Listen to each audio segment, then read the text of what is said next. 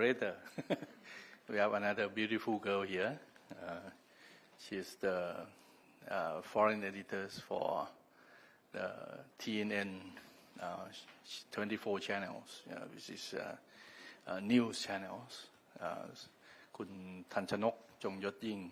So she will be moderating this session, which is we have two speakers.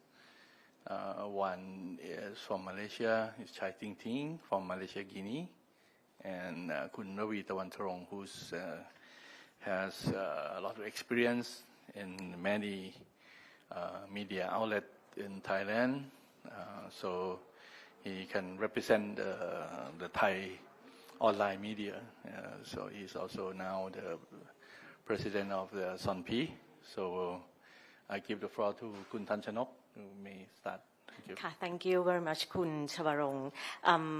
Firstly, good afternoon, everybody, and I hope that all of you enjoy the lunch here already. Welcome back to the afternoon session. Let me introduce myself again. I am Tanchanok Jongyot Ying, or you can just call me Mickey. Very easier, and I'm the chief news editor from TNN, which stands for Thai News Network. I'm the moderator for this afternoon session. I understand that we all know how to make good content, right? But to make money, that is different and still problematic for many of us here. So the discussion afternoon will be on monetization opportunity and the new opportunities to earn money that each country are different in terms of developing new formats. So our guest speaker this afternoon, Ms. Chia Ting Ting, Chief Commercial Officer from Malaysia, Guinea, Malaysia, and also Kun Ravi Tawantarong, the President of Sonpi, Thailand. So I'll give them the microphone for like 15 minutes to give some introduction on the monetization opportunity first. Hi, good afternoon. So hopefully you're not getting sleepy after lunch. We try to make this section a bit more Q&A section, engaging. So I know the gang from the back is all media people. And then we had a professor here. There are two professors. So I expected a professor level of questions. Anyway, so now let's talk about money, right? So we have been listening to our morning section about editorial content. We have been listening about what is the business model. But then after whatever designing of business model, we definitely have to look at how to monetize it, how to really get the real sales coming in. So who is paying what? Who is paying you, right? And what are you charging them? They are paying for what? What they are paying. So I also asked our chairman here that any corporate people in this room, like you have sponsors, right? From this, we call it, there are many sponsors we have to ask them, right? How they work with media, what they want from media. And how media differentiate ourselves with a lot of content creators out there. There are so many content creators. So we are talking about three types of explosion in the world now. Media explosion. Anybody can be media content creator, including TikToker, Facebooker, YouTuber, you name them, and influencer. And we're talking about bloggers. So there are fashion, lifestyle bloggers. So everybody is media. So today we are facing media explosions.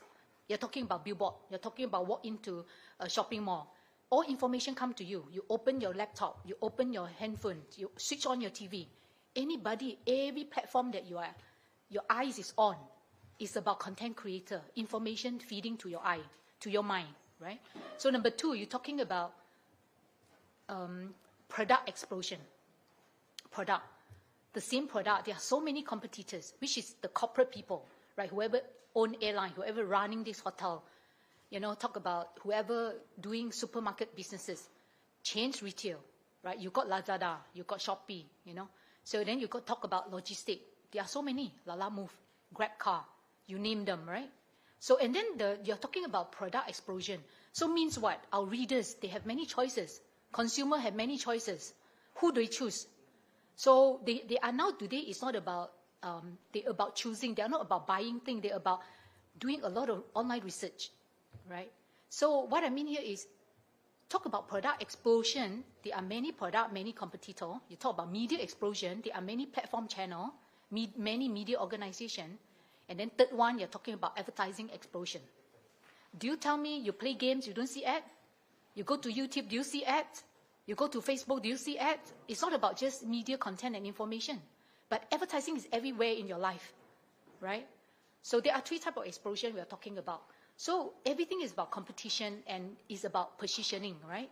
So today we don't compete each other, but how you position your brand and your service and your media organization, how you differ yourself, how you differentiate yourself to your nearest competitor and to your direct, indirect competitor. And you're competing within your own country? Do you think that? No, it's a world level. The access to internet is a boundless. Information is boundless. World is about, is everyone is living in the one world. So information, the same thing. And the contact product, the same thing. Thai, today, they are buying Korean product, fashion. Do you think they shop made in Thai product? Do you think they shop Thailand fashion? It's not, right? Same thing. So I think next one, and then this morning we talk a lot about politics and media. Politics versus media. So a lot of our comrades today, this morning, from Yangon, right, Myanmar, from Philippines, from Cambodia, from Thailand itself, a politics situation. Politics is affecting media a lot and a lot and a lot. It's not just editorially, but commercially, business level. So I give you an example. Malaysia Kini launched 1999. It's like 24 years now. So next year is our 25th years. And we launched during Malaysia heading into Internet Corridor, which is Tun Mahathir is the 4th Prime Minister. So at that time, we had the first online news media, which is independent media, Malaysia Kini. And we don't survive by internet advertising, no online advertising, everything is about print, radio and TV. And then we actually launched a subscription because we know our content is very niche, political content. It's a media that only do political news. So, and that is the time that you wouldn't find competitor on Malaysia Kini. But I'll tell you now, we have a lot of very near, very close competitor. But how we keep ourselves still leading, right? In the same arena, and how we expand our product into getting more money and commercial items. So back to Malaysia Kini during Dun M as a Prime Minister, that 4th Prime Minister, and the internet is just starting. So .com is just start in the world.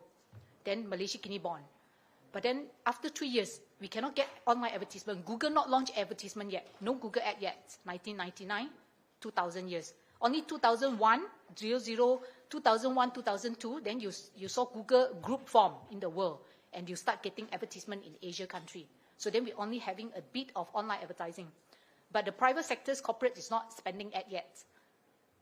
So we launched subscription. It's one of the earliest in the world. But our subscription model is not hard paywall. We call it semi-paywall. I'll explain to you how it means semi-paywall. What is the reason? What is the subscription strategy that we are doing? Okay? So let's go down to the next.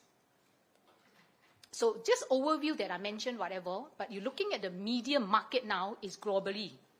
I believe all of us in this room, we are not consume just Thai news. You know what happened in Mars Airline. You can even do a quiz in your country, right? That actually talking about airline, Malaysia, Mars Airline incident, right? But it means the news become a media market, it's not limited to our own country. So it's globally. And Malaysian, they are actually no longer just confined to read Malaysian news, right? And number two, internet is also offer a very lower barriers to entry. So it's so easy to set up a website and blog. Remember we have bloggers? Now it's about what? All social media, we call them content provider, right? And influential, right? YouTuber and TikToker, as I mentioned. And it's very cheap to enter. Do you need any cost? No, right? Handphone. Then you can produce content.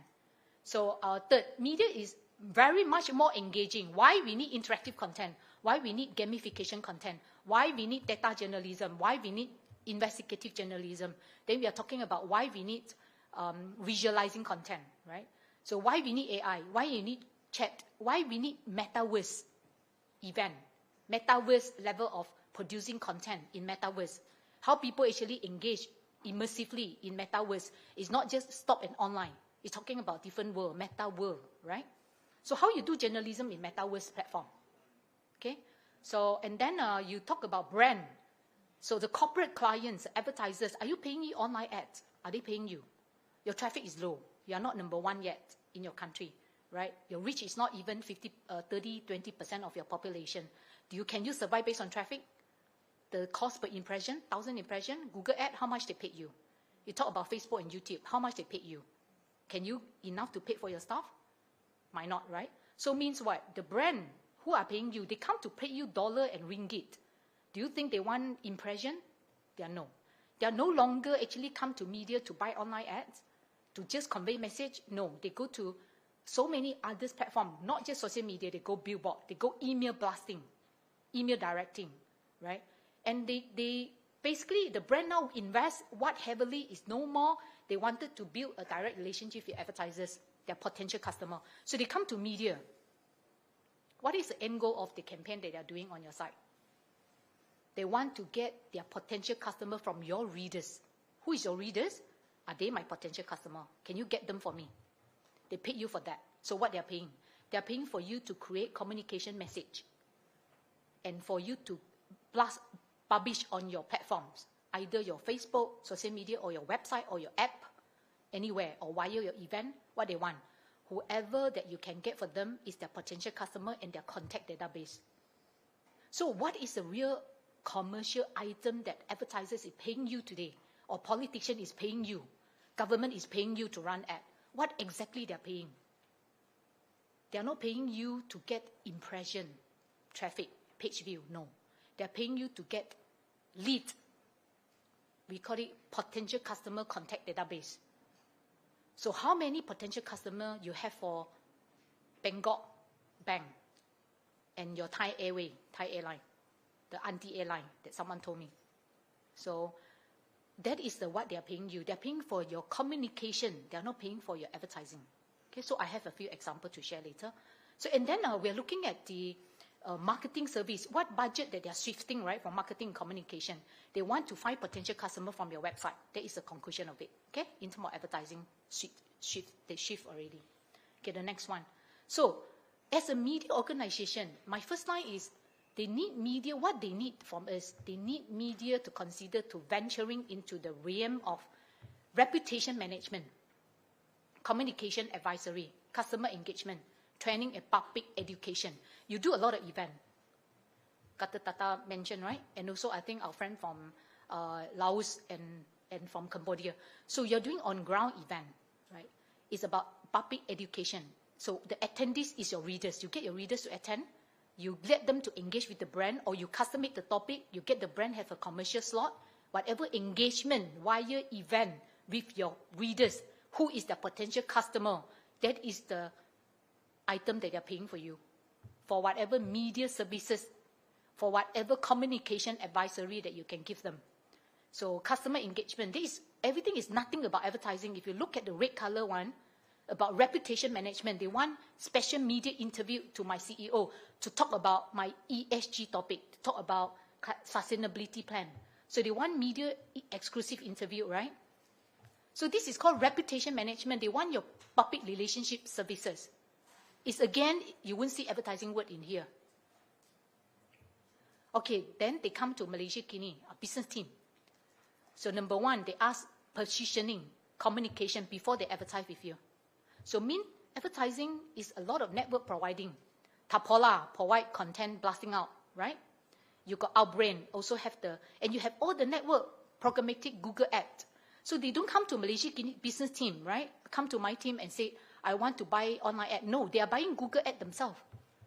They are buying all we call it the content marketing themselves via Outbrain and Tapola. And when this Outbrain Tapola, they place it for 1,000 websites in Thailand. They place it for 1,000 of websites. So it's a content network, advertising network. They're paying Google Ad. They do not need to come to your media publisher and ask you for advertising anymore. They go to all these technology giant platform.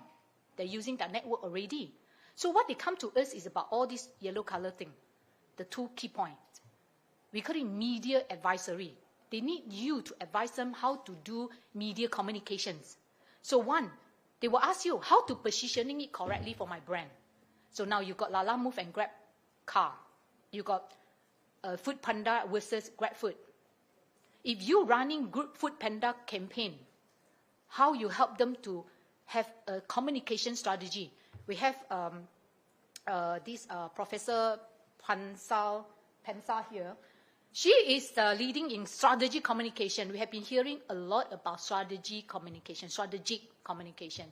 But today, are we talking about just strategic communication? We are talking about psychology communication. It's a level up. You want people to buy your media. They want people to subscribe to you. You want your advertiser product to be sold on your platform. Everything about psychology, approach, messaging, and positioning. So are we actually today, they came to media. Firstly, I wanted to tell Foodpanda, right, how to do a market research about you, what you are, differentiate yourself to GrabFood. And Lalamu came to us, right, and then said, what is their tagline? What is their positioning tagline? So from there, they actually will want us to do a bit of market research. So I had a media strategist in my team. So they have to actually do a different, some doing for property, some doing for airline, some doing for food industry, some doing for logistics. So every of my sales heads, right, the media strategist, a salesperson, they today have to become a media consultant. Any brand company come to them about messaging, strategy, psychology, marketing messaging. They have to do research about the clients. So, and then they are finding the real differentiation between you and your competitor in the same industry marketplace. And you position it right, then you only can do a strategic communication message. Step number 2, how to plan the communication. Definitely communication, you talk about 360 plan, not just online. What about offline? What about event? What about PR activity? So then they talk about customization or customer engagement. What kind of thing I can do on your event? Yeah. And then last one, they only talk about advertising strategy. So 2 points that I wanted to talk about advertising strategy. I said Google Ad is already here, doing audience targeting, right? So they target based on audience interest. But when they come to our team, a media strategies team, right, they ask about advertising. We actually will really do something more, we call it content that can change our readers' mindset. Like, give you an example, I have politicians, right, to come to us, and the political party, especially election, they will come to us and say, I want you to promote my candidate in this constitution. And we have to know who you are competing with. So your party is very Muslim-driven, very religious. You're winning all Malay vote. Your weakness point is a Chinese vote. And how many Chinese voters in your constitution? And what kind of agenda they appeal to Chinese voters? Then we help the Malay candidate to basically craft the messaging and the topic and the strategy message. And then are you targeting a youth, Chinese youth, or Chinese parents, right? So what kind of topic, what kind of very specific voters are you talking to? Then we talk about the strategy, and we do a lot of circulation strategy, not just content production strategy. So when you circulate, we do boosting, we do targeting youth, and the youth that in politics or in education, and a lot of circulation beyond just Malaysia Kini platform. So again, we are doing I think that the readers are no longer loyal to us, right? The readers, they won't be every day logged into your .com or logged into your website, right? So they are everywhere reading every news, not just your news. So the loyalty of readers is very low today to media. Okay, but means what? We are helping politician client or corporate client to find your potential customer. Yes, the idea is from us. The communication strategy from us, the content production strategy is from us. But when it comes to circulation, we don't just limit to Malaysia Kini event or our own channel, our own media network channel. We are helping them to get from the entire Malaysian nationwide, beyond our own Malaysia Kini. So that is the circulation strategy that we're talking about. So, all right. So whatever strategy circulation that we are doing is come with result guaranteed. You go and ask the Bangkok Bank, are they paying you 100,000 US dollar for a whole year? Are they looking at just how many impressions? No, right? They're asking you how many contact database. So whatever strategy circulation you get from Bangkok Bank, right, they have to have a potential business loan, a corporate or a personal, either they are promoting personal loan or business loan. So if business loan mean what? You have to appeal content, and the platform and the event they do is for business audience, not individual customer level, right? So what I mean here is, whatever we do, end of the day, lead generation. Result guaranteed. They pay you 100,000, they want 200 business contact database that wanted to explore business loan with Bangkok Bank. Give you an example. I have a lot of bank customer in Malaysia. and very much business bank, business loan, not normal individual personal loan. Okay. So the next things that, let's case study Malaysia, Kenya, a few things that I wanted to share quickly. So we are talking about positioning. Malaysia, definitely they start with political news and views that matter.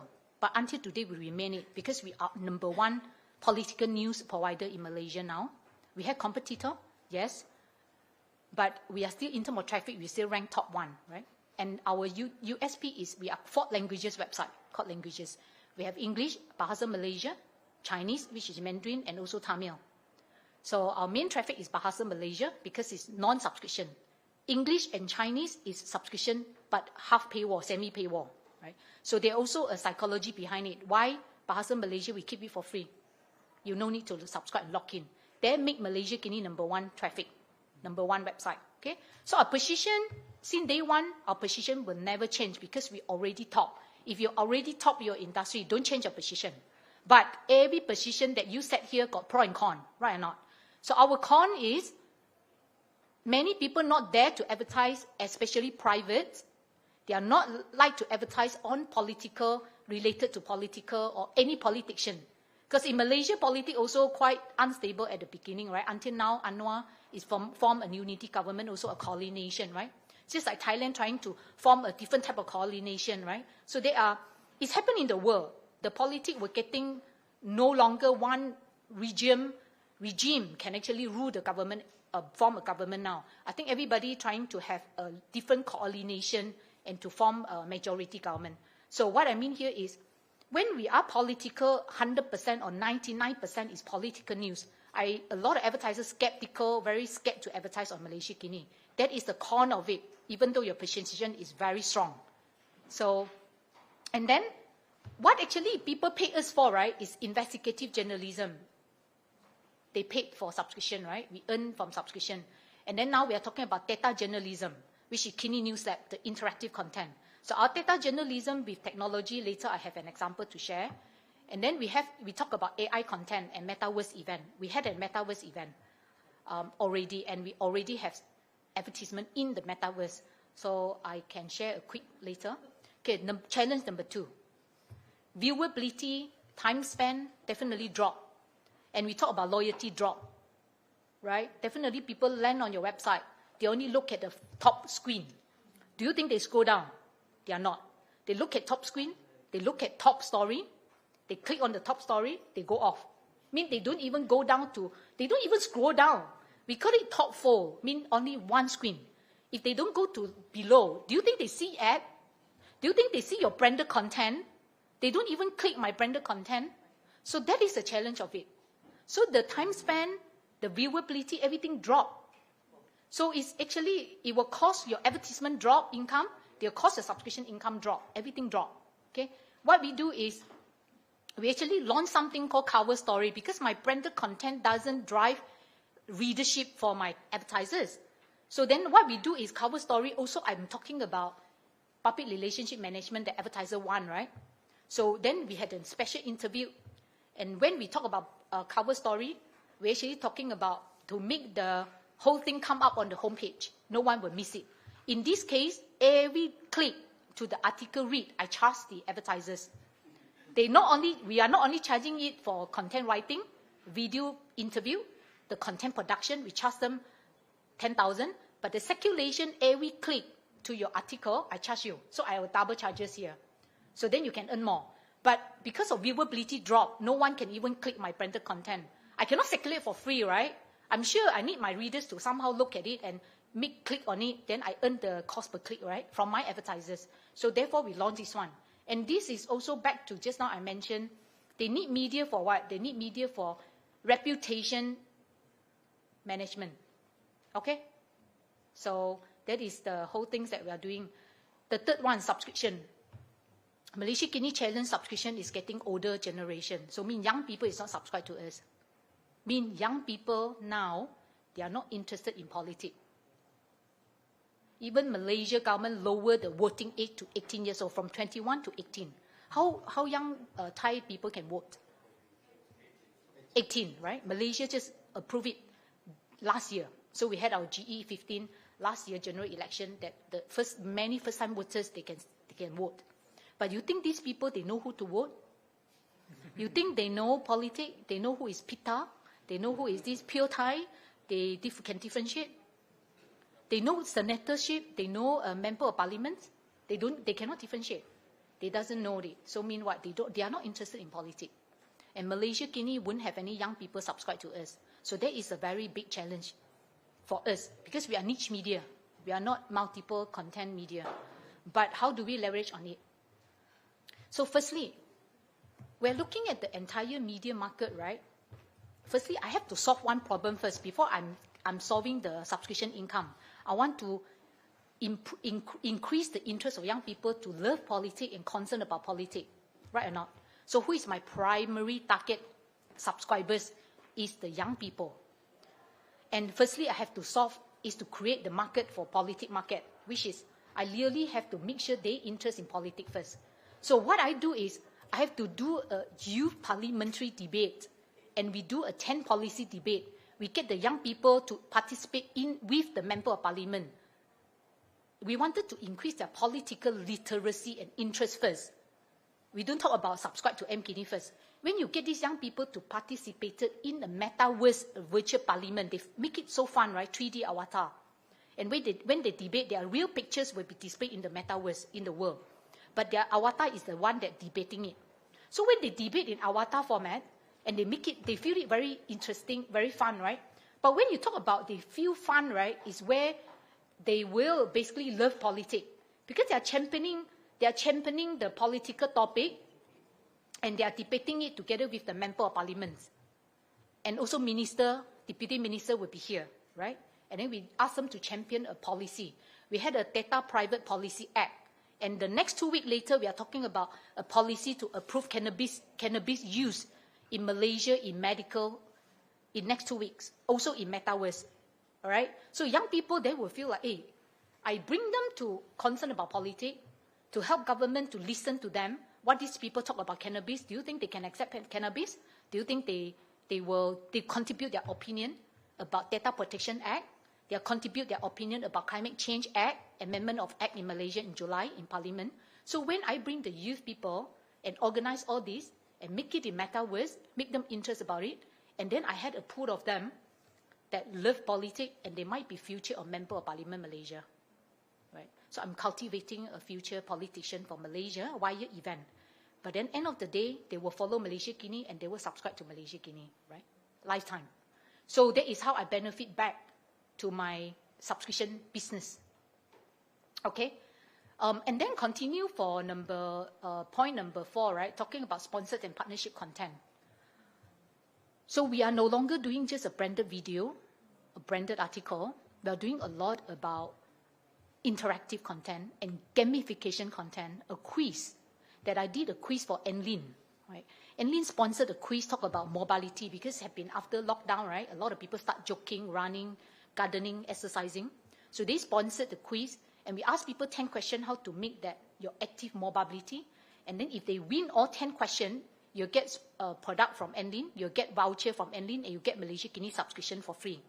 And you get a product, right? So then we do a lot of this custom-made quiz to partnership with our brand or a customer. Okay, and then number 5, digital product services. I mentioned about boosting strategy, content circulation strategy, with result guaranteed of view numbers, people reach or engagement. Okay, and then we talk about event just now and workshop. So I do a lot of business workshop, and the business workshop is actually a ticket selling and a sponsorship, right, by the banking or by the Grab for businesses or by the, we call it telco company. So these people, they will get a lead generation, a contact database when they had their booth, when they do survey on the ground during event, right? And then the last one is, we are talking about affiliate marketing. I think a lot of Thai people that I know, they go online buying more than going shopping mall, right? So, and then you're buying Korean fashion a lot. So again, right, as a media, who you have, what you have customer on your website. Am I right? You have traffic, you have readers on your site. If they can buy from your website, why not you make them buy on your website instead of go to buy on Lazada? Shopee means Your website is where you have audience. They are also potential buyer, right? They buy everything every day.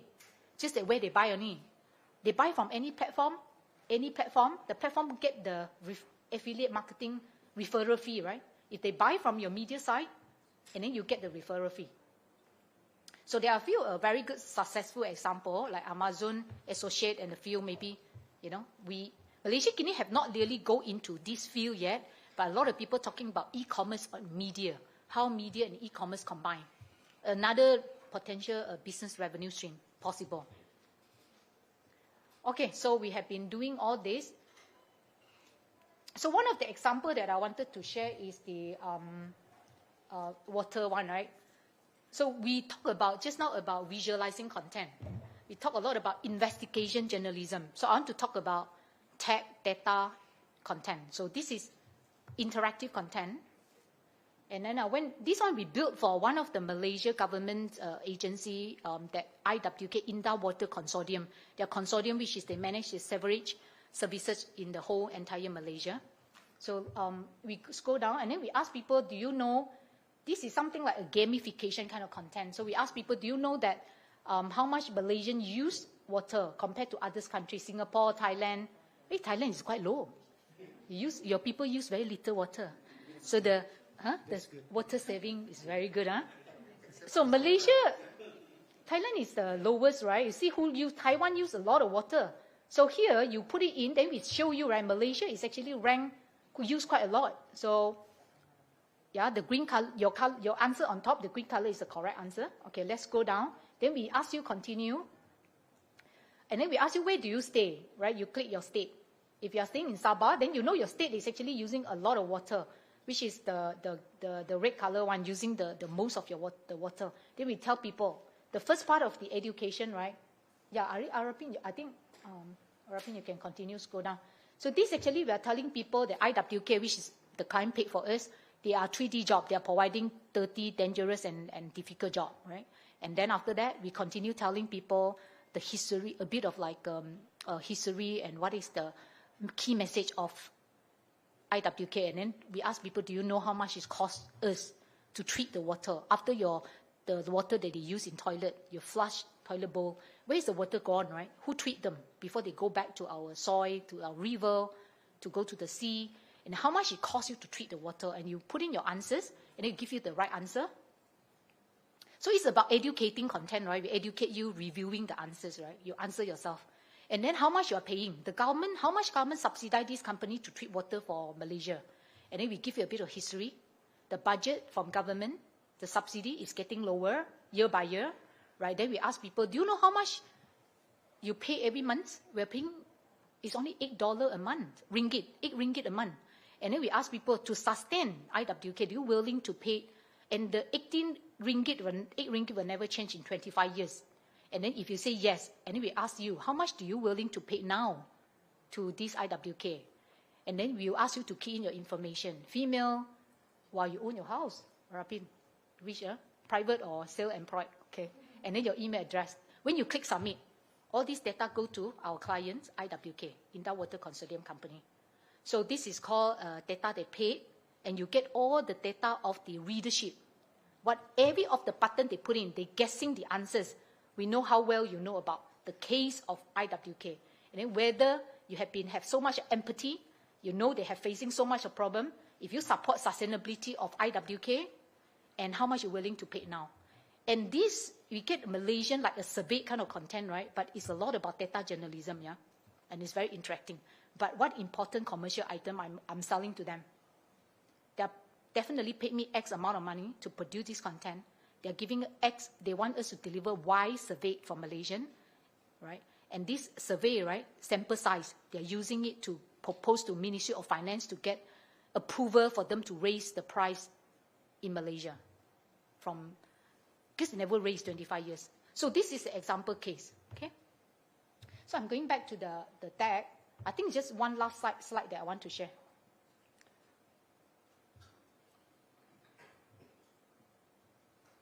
Okay, I think here finished already. Okay, so now when we design a product, definitely this is a segment, the audience segment.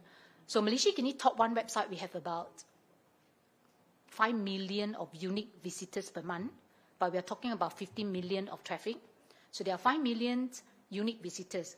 And then we have to know, right, beyond politics, if you look at the highest 2.4 million entertainment level, including information, media, and politics. Politics is under entertainment, category for advertising industry. Yes, they are. Politics consider entertaining you. So politics, media, information, everything about entertainment category.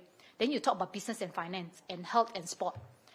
A lot of my salesperson, they show this slide to potential advertisers or corporate. They are surprised. They say, MKini is political side. I cannot imagine you've got business finance. You don't have business finance content segment. You don't have that content about business news, about finance investment news. But your readers, surprisingly, there are so many of them are business audience. They are finance audience. So that is where the banking is running a lead gen campaign with us, because they know they can get a lot of business audience to sign up for their business loan. That is what they paid Malaysia Kini business team now. So it's not running a bank advertisement next to political news on Malaysia Kini, but they are coming to a Malaysia Kini business deal. I want your business audience contact database. So you can do whatever event, you can do whatever email blasting, whatever you do. Make sure you get me X numbers of contact, business contact. I'm paying you Y amount of money. That is the things, that assignment that they give us. So they're giving us an assignment, and they give you the money. You just deliver based on the result. Okay? All right, I think I'm quite like, things that this is all the product. Later we have chance, we also have a halal section, okay? But by last things that I want to really go to is the email marketing. So one of the product that very, very sellable is nothing to do with editorial content, is about contact database. So if you're looking at this segment, right, a lot of telco company in Malaysia, the corporate, they are, and even the ministry, the government ministry, they are paying us to target those, the industry contact email database that I have. I honestly telling you, EDM, right, is one of the very, very earnable asset by media organization. But first, how do you get to know your audience industry background? How you know their job title? How you get to know what topic they are interested? If you have collecting of your audience data, you organize them, and if they give you, they allow your PDPA Act, their privacy, they allow you to receive all these corporate newsletter. That is where you can monetize your contact database. Okay? All right, so that is my sharing for the section. Thank you. Thank you so much for the eyes and ear opening information from Chia Ting Ting. And from this presentation, I have just one question to ask you right away. With all of the monetization model that you present recently, are there any reverse effect from these models? I mean, from the audience, do they feel? Is it too hard sell or? Right, they are. I think two main things that is always a very we call it quite hot for us, right? It's like a very complaint, right? We call it complaint from our readers. I think number one is, when you talk about, I'm talking about branded content, or we call it interactive content, right? The paid content, we call it paid content. And especially for political ministry, they came to us, they said, can you don't tag me branded content? They don't want to label. They want the content to be in the editorial segment, right? It seems as like editorial that biased and covered them. Because whatever paid content they paid to you is to produce a positive to their brand or positive to the political party, right? Even they asked us to do a public interview. They pay us to do a public interview. Are you support unity government? Do you like we call it the Madani in Malaysia concept? So whatever you collect from the ground, definitely who paid you? Prime Minister office paying me to do a series of marketing content. The way that my business video team compared to Kini TV editorial wouldn't be doing any biased content because they do not deal with Prime Minister office, they do not accept money, right? They do editorial neutral, or very often is a breaking negative news they're holding the accountability of the politician. So they do a lot of breaking a negative news to a politician or government. But when these people pay us, we go and do, and then they actually hope that, hey, don't label as a paid content, can or not. So then we had a very strict internal policy and saying that we somehow got to label you as like paid ads or paid content. So this time, you have to educate the politician clients that we cannot escape the label of paid content to make sure that our readers can differentiate which is more propaganda and paid, which is more totally editorial neutral, to keep your credibility and the trust of your readers to your editorial newsroom. Or else they wouldn't pay you, right? That is what subscription earn from, the credibility and the trustworthy sources and news. So then we have to like split. Paid is advertisers, we have to declare. And number two, the challenge number two is about email marketing that I mentioned, right? So everybody don't like you spamming me, especially a business audience. They're high profile people. They definitely do not want to monetize my email, monetize my contact data. But how we do it carefully, until today, not much of people call it blacklist our newsletter. Not many people actually ask us to remove them, not many. Actually, it's like less than 1%. So how we do it carefully is we run any event or any quiz that allow my readers on Malaysia Kini website and mobile or social media, they click, they go to an event. And I sign up via Zoom or I sign up a Google form. Say, Ting Ting, I wanted to my information, Ting Ting, I'm CCO, then I'm a media industry or advertising industry. All my information, I put it in.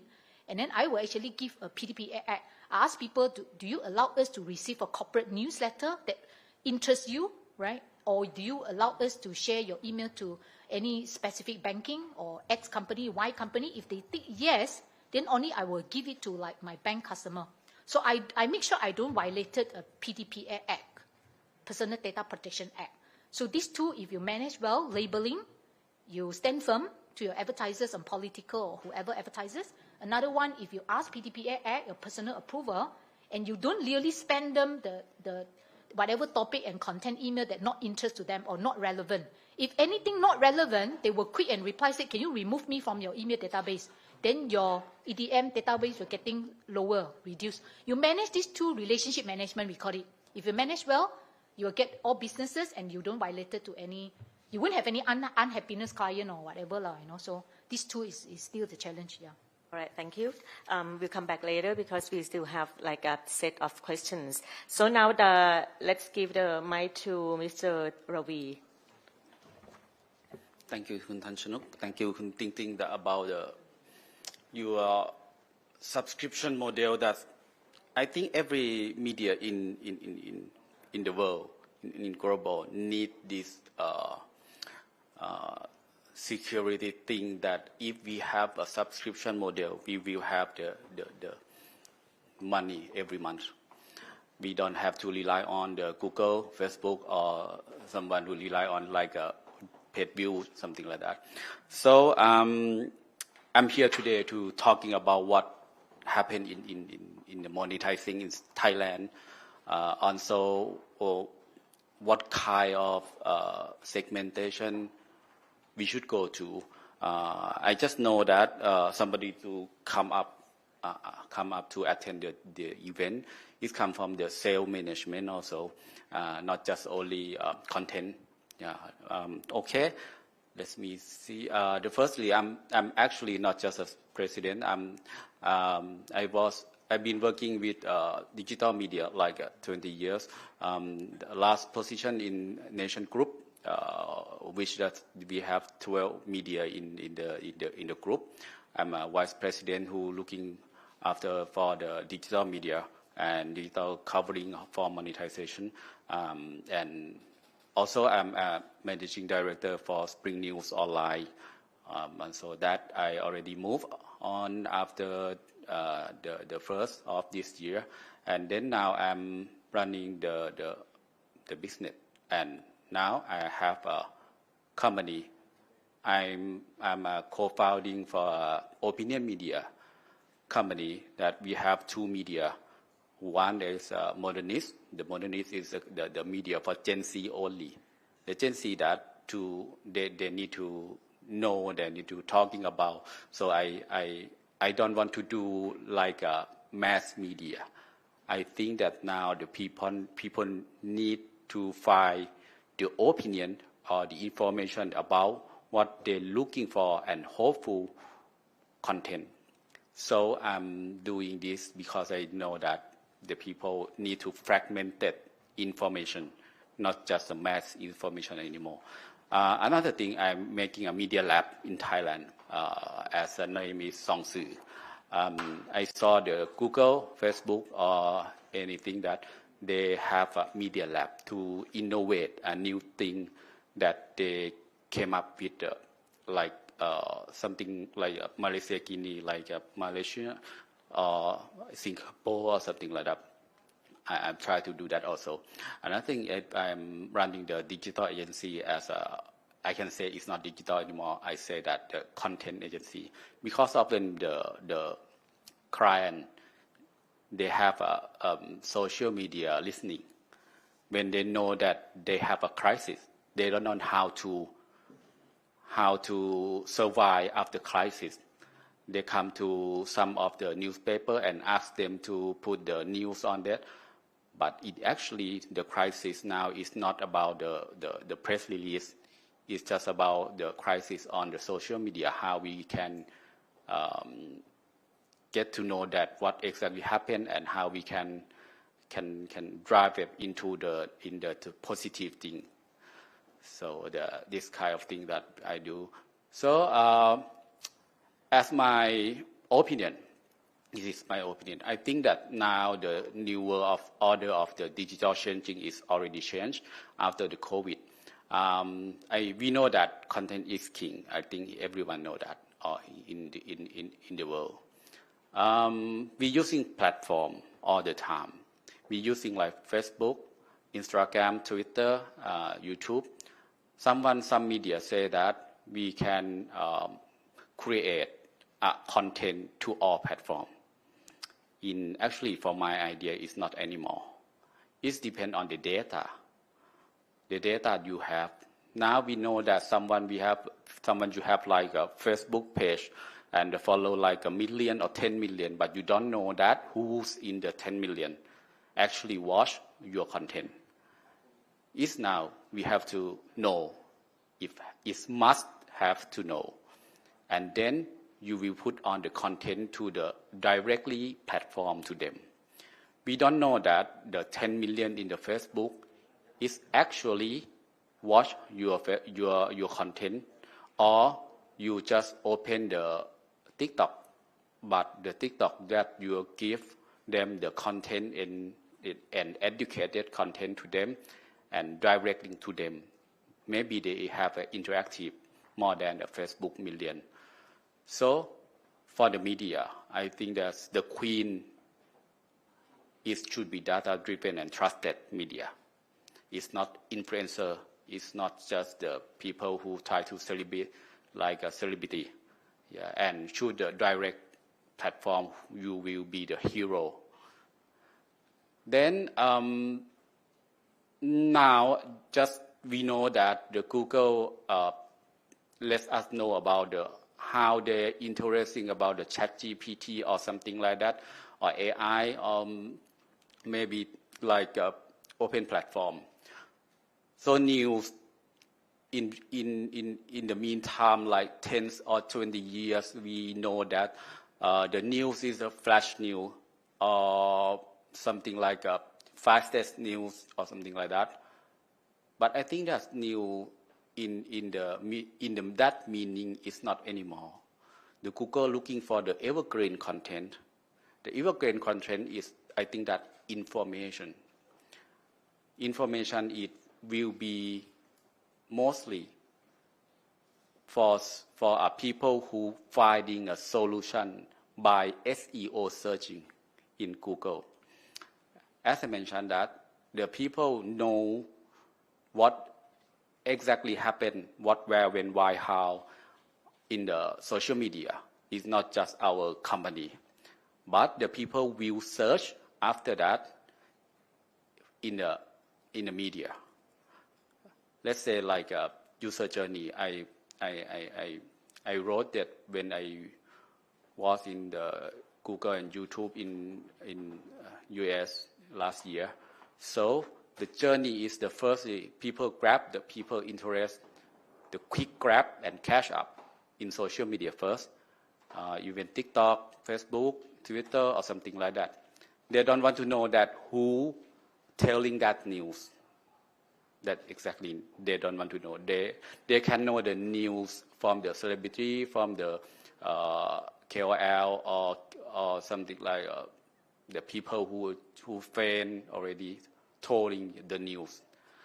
Then when they grab that news, they need to know that what type of video that they interest.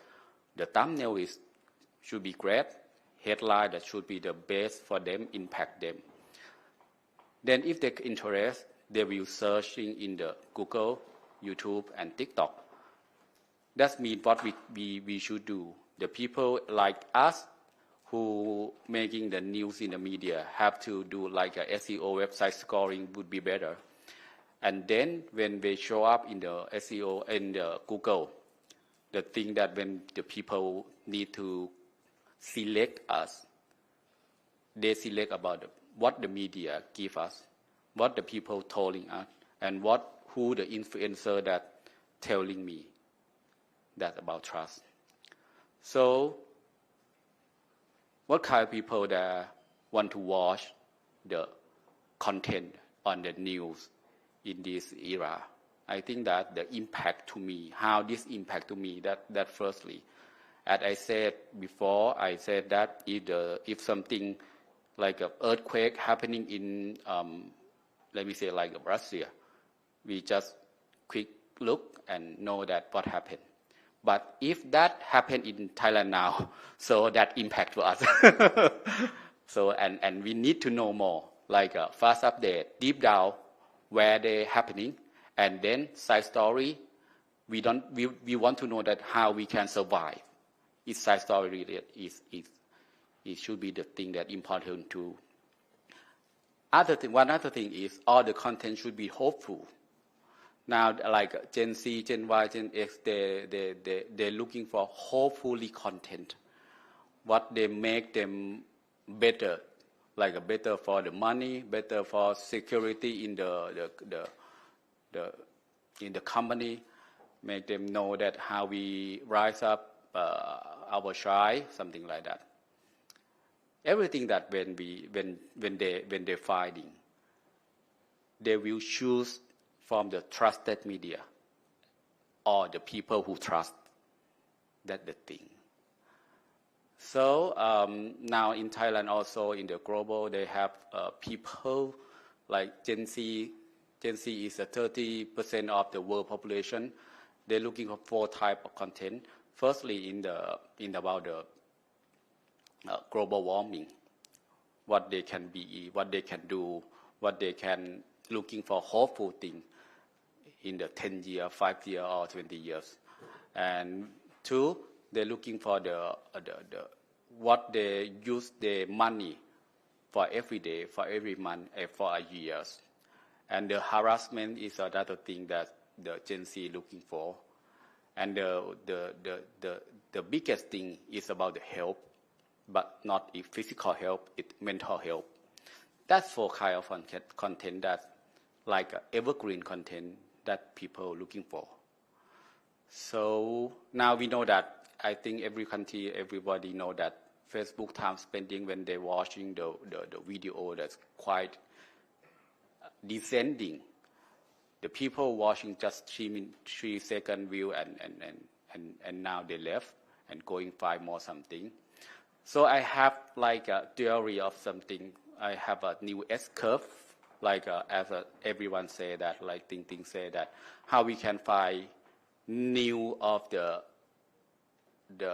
monetization way to rise our company.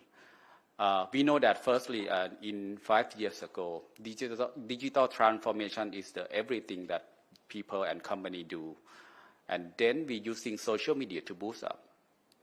That when the social media come up to our media industry, come up to the people, they're spending to us. They're spending the time, they're spending the helping food to us to rising the content in their community. And then we have the we have the something like the monetization from them, like Facebook video watch, YouTube video watch, something like that. Or we can carry the thumbnails from Facebook and back to the website to create and monetizing. So now, after last year, the Facebook is changing the way of they do because they been hit by the COVID. So when they're changing, they don't want to make us like a bridge for the website. They just have to ask us to put the video to them and sending us monetization in quite lowest than any couple years ago. So I think the turning point is now, everybody, every country, they have a lot of media growing, and media that someone who creating the Facebook page and ask and they call like a media news agency, something like that. Now I think the turning point is we have to very clear direction. What direction is? Because of the people who they're looking for what your media serving content to them, not just a mass situation, not just a mass news anymore. And we can build up the brand trust and love what they love of us. They love our anchor, they love our presenter, or they love a columnist or something like that. Then we have to make a data monetization. This is the thing that very important. So when we can make a data monetization, or we can make a data warehouse, something like that, to correct the people asset things like that, we can do a conversation. The conversation like a lead generation or affiliate or something like that. After that, if we can do this turning point, I think we can move to other thing is about the metaverse, as you say, digital finance, or our news product, or the event that I saw the Thai media making a lot of event now. And then I say that this is the time of product decentralized, not centralized. Decentralized, I mean that one content not just give to the lot of platform anymore. We have to making a content for a platform. What TikTok need, we have to do that. We cannot have a production on TikTok and produce another thing, produce the same thing on YouTube also. So that's why I say that product decentralization. So I was working with the agency and other people also.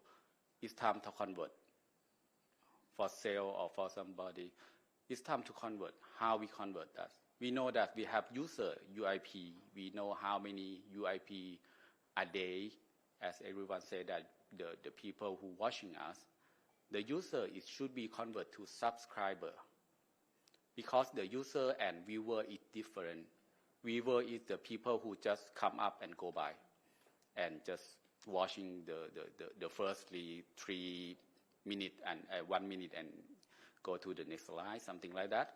But the user is someone come to us every single day, and they trust and they love and they are community to us, and they can be a subscriber. So when the user who love us turning to the subscriber, we looking to the viewer also. Viewer is not love and branded or somebody like us too much. Viewer is just come by and go off. How when they can come by and they say they saw the thing and advertising thing and the buying.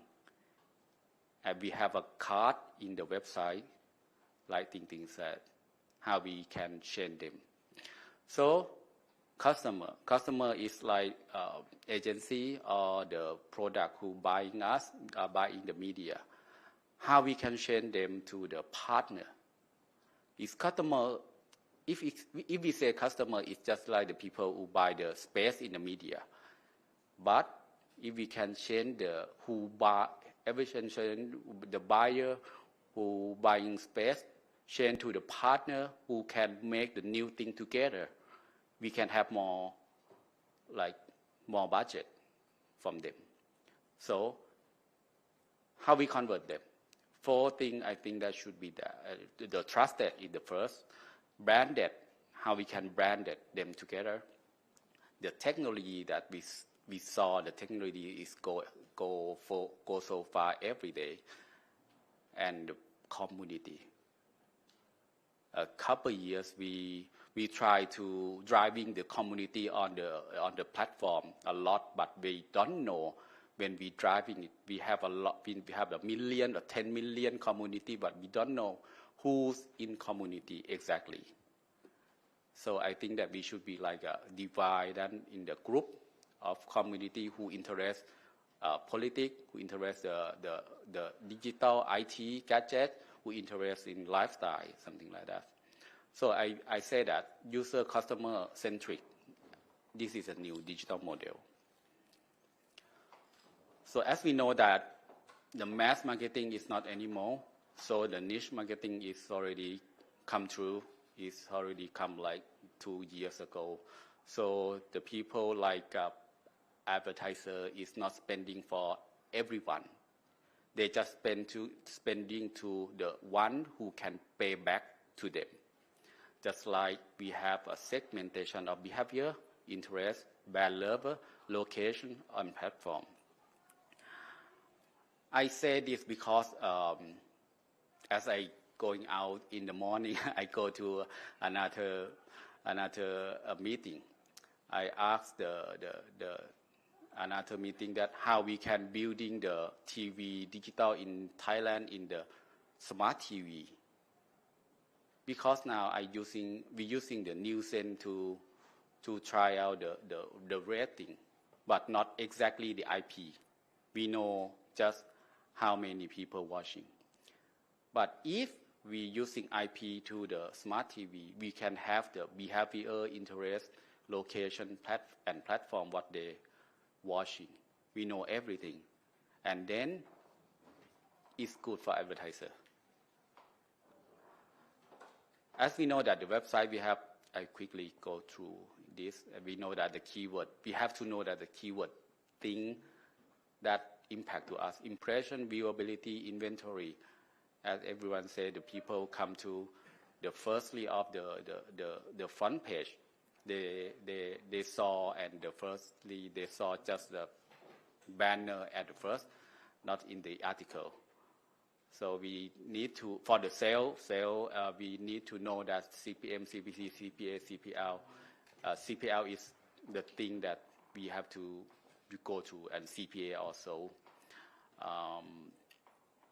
Now a lot of advertising of brand or company ask us for doing something more than just a media space. Just like we have a media space on the website, and when they click, they pay, and after they click, they go to go to buy something. They pay another time for us also. If we can do that, we lead the generation to the user. We can have more than just 20 baht for impression. So, but the important thing that I think every most country we using a programmatic landscape, programmatic ad.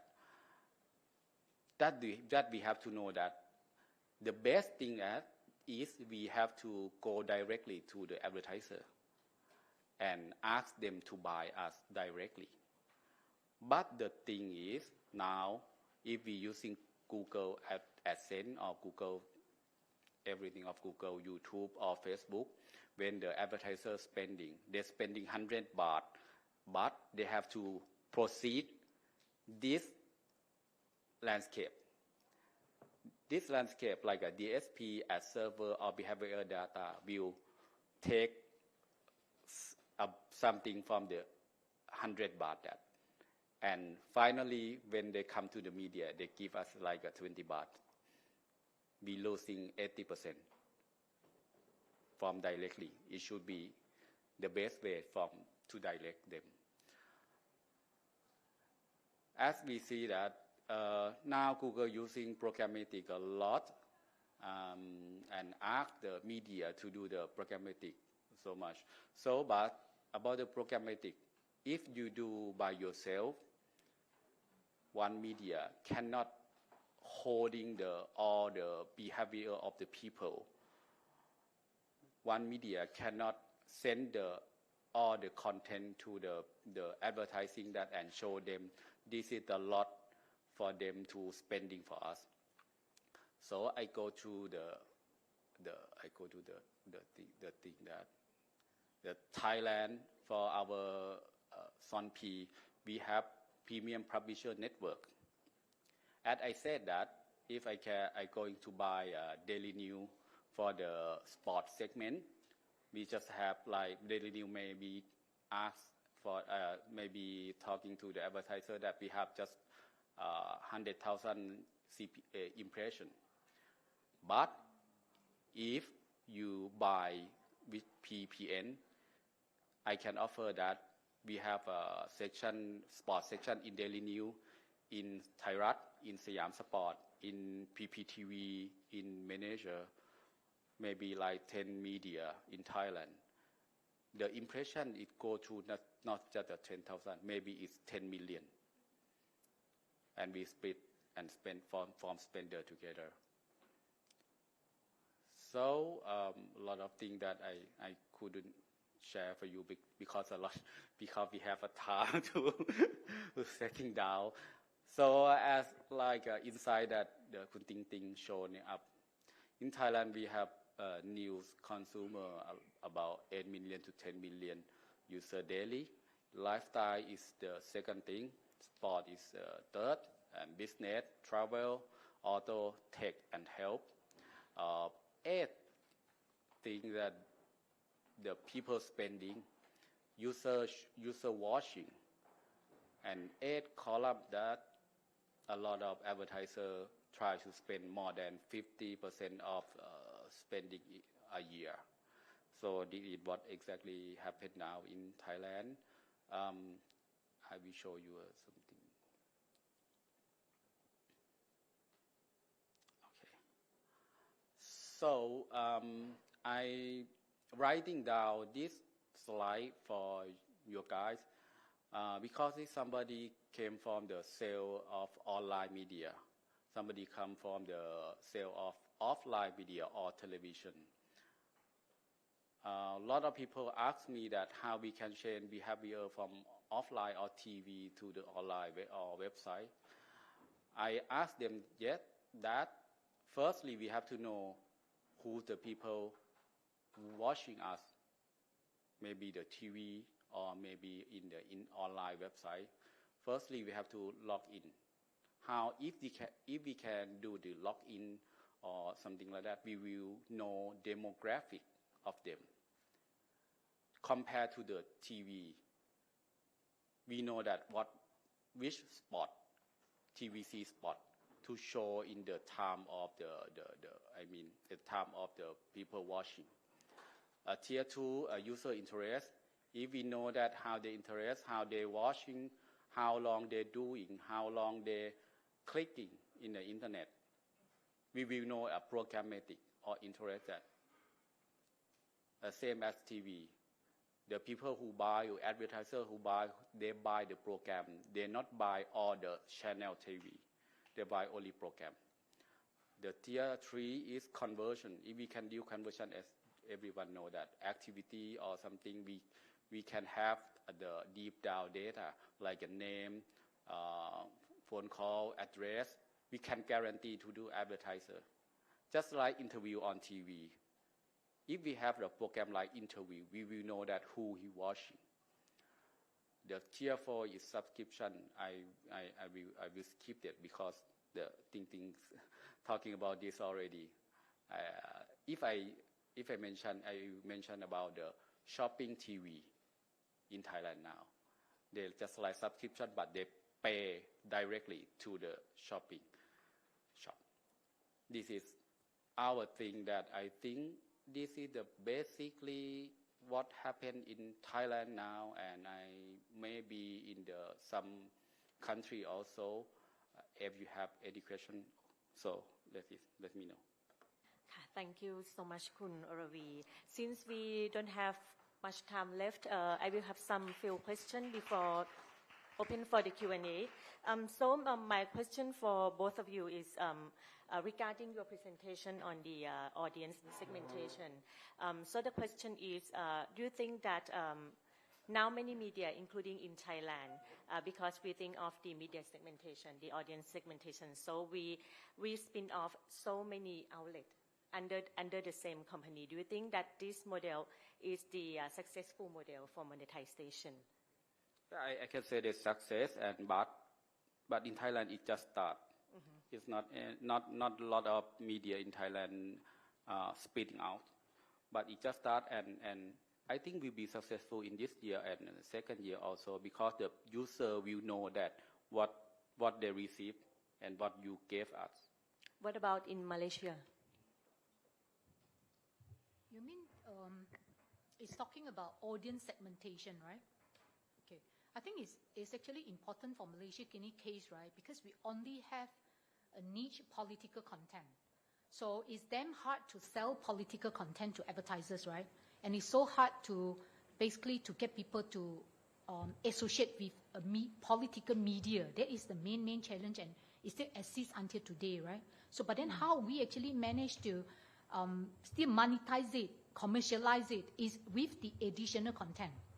So I give you an example is, if I know the audience segmentation, I know there are more than 1 million of my readers, is 40% of my readers interested in finance and businesses. I showed it to you just now from our data management agency and from Google Analytics, right? So when I know, then I can use it to convince my banking, telco, any businesses, target business customer, kind of clients. There are many companies targeting businesses, B2B client, right? Then they will then believe and they will willing to spend on Malaysia Guinea because you have business audience. So, but where do I get the business audience to, where do I get the lead, the contact, the CPL, right? The lead from the business audience. I got to do something, which is I have to produce forum. I have to organize some SME Growth Summit. I have to do an activity event. I have to do a Spotify, talk about business challenges, talk about ESG, talk about technology, talk about digitization of business. I mean, I'm designing all this 5G, you know, whatever topic related to the business audience that exists in the Malaysia Guinea, and I get them to participate in the forum. So the forum, is it, we organize a lot of forum businesses and even event. We are selling ticket. But my real earning is not from selling the ticket, and I'm not selling the forum. But my real earning is I get to know who and the database. I get to know you are technology company, you are C-level, and I sell your contact database to my advertisers. That is my real commercial item. But it's not just sponsorship the event. It's not just sponsors the forum and send your CEO to be a speaker. It's not a speaker slot. That is actually a branding. I said the corporate people, B2B, they are no more just want to run a branding, purely branding. They don't want to spend on branding. But they pay you based on how much business contact you can give it to me. So then I have to do a lot of activity. And it's beyond online advertisement, beyond online banner. It's a lot of activities that we do, a PR activity, PR exercising activity or event including.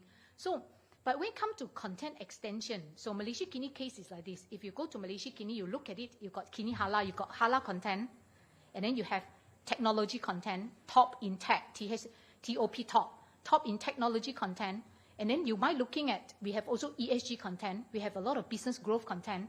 So all this content is not from Malaysia Guinea editorial. It's not M Guinea newsroom editorial. They have about 60, 70 staff. And my business team about 20, 30 staff. They are 100 staff people. But the editorial won't invest into editorial and build another new business desk, another property desk, another halal desk, right? But my bahasa, we have sport, sukan and hiburan, because sport and entertainment is part of the editorial investment. But the rest of the business content, technology content, or halal content is invested by the business team.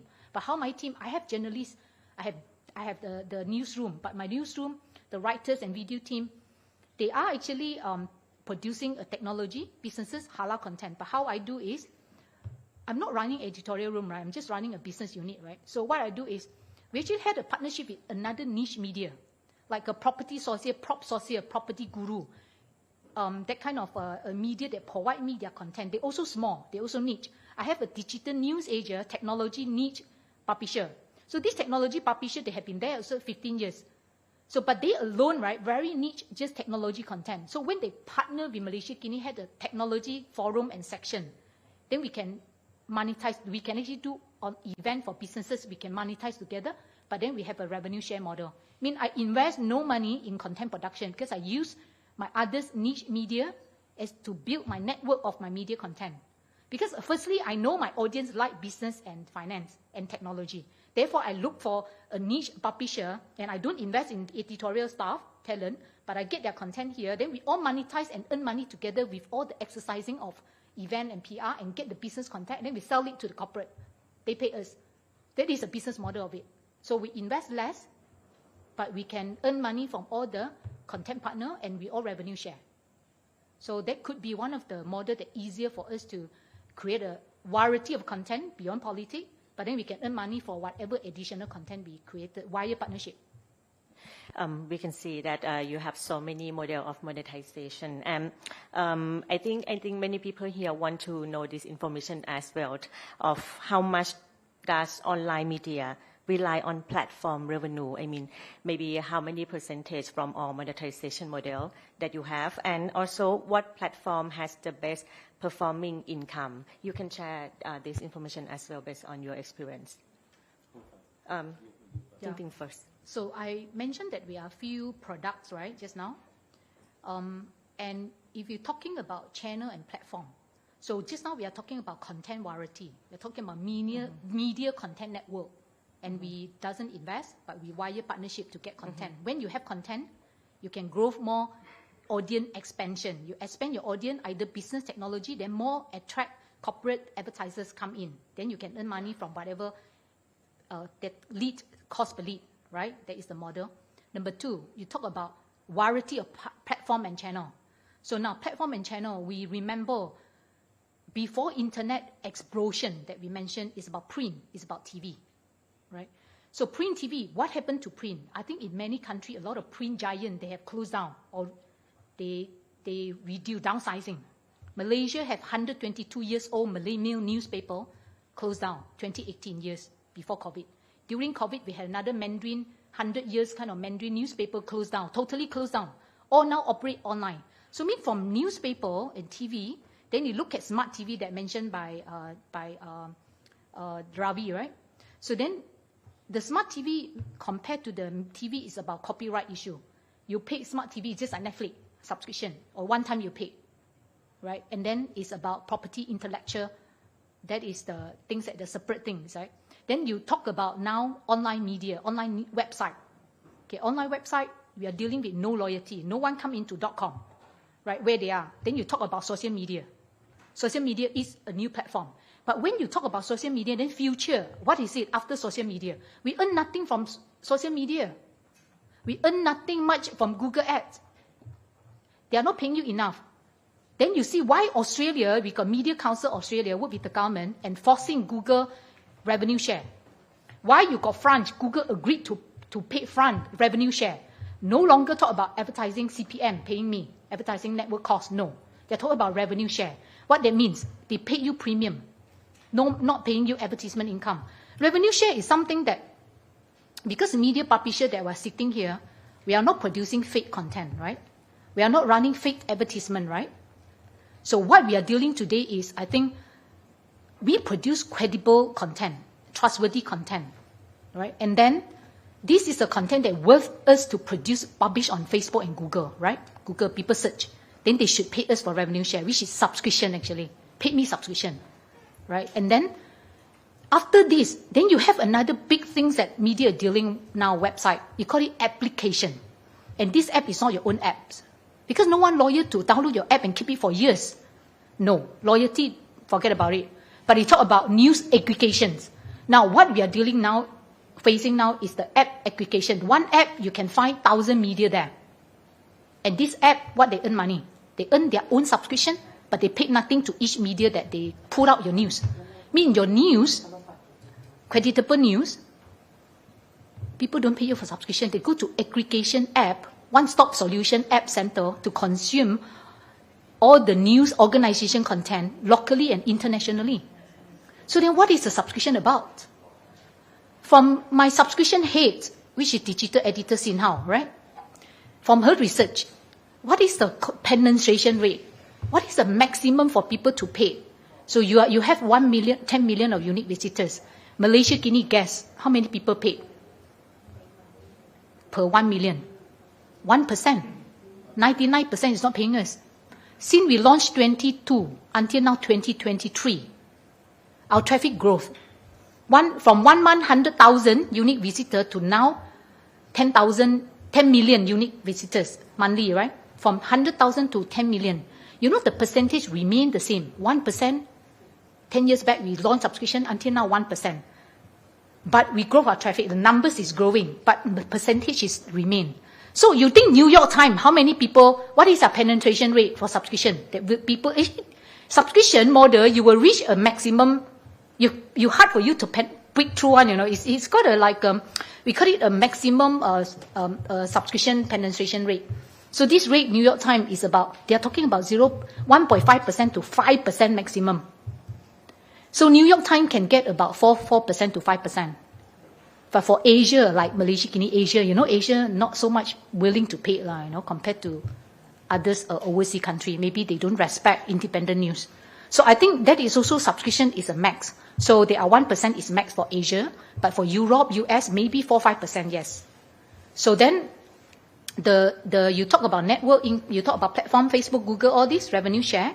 Then you talk about the penetration limitation of subscription. Then now back to your question, what really future 2 years, what really we can earn big? What is our premium service and product? Yeah. Okay. Kun Ravi, you want to share something? It's quite tough for this question. In Thailand, in Thailand, the outlet is changing from the newspaper to the online and social media. And now they depend on the founding of the media that they found. If just like the TV station, you have utilizing usage from the TV station and move to the online. That you don't need to have a bigger new company for the online and then building up a new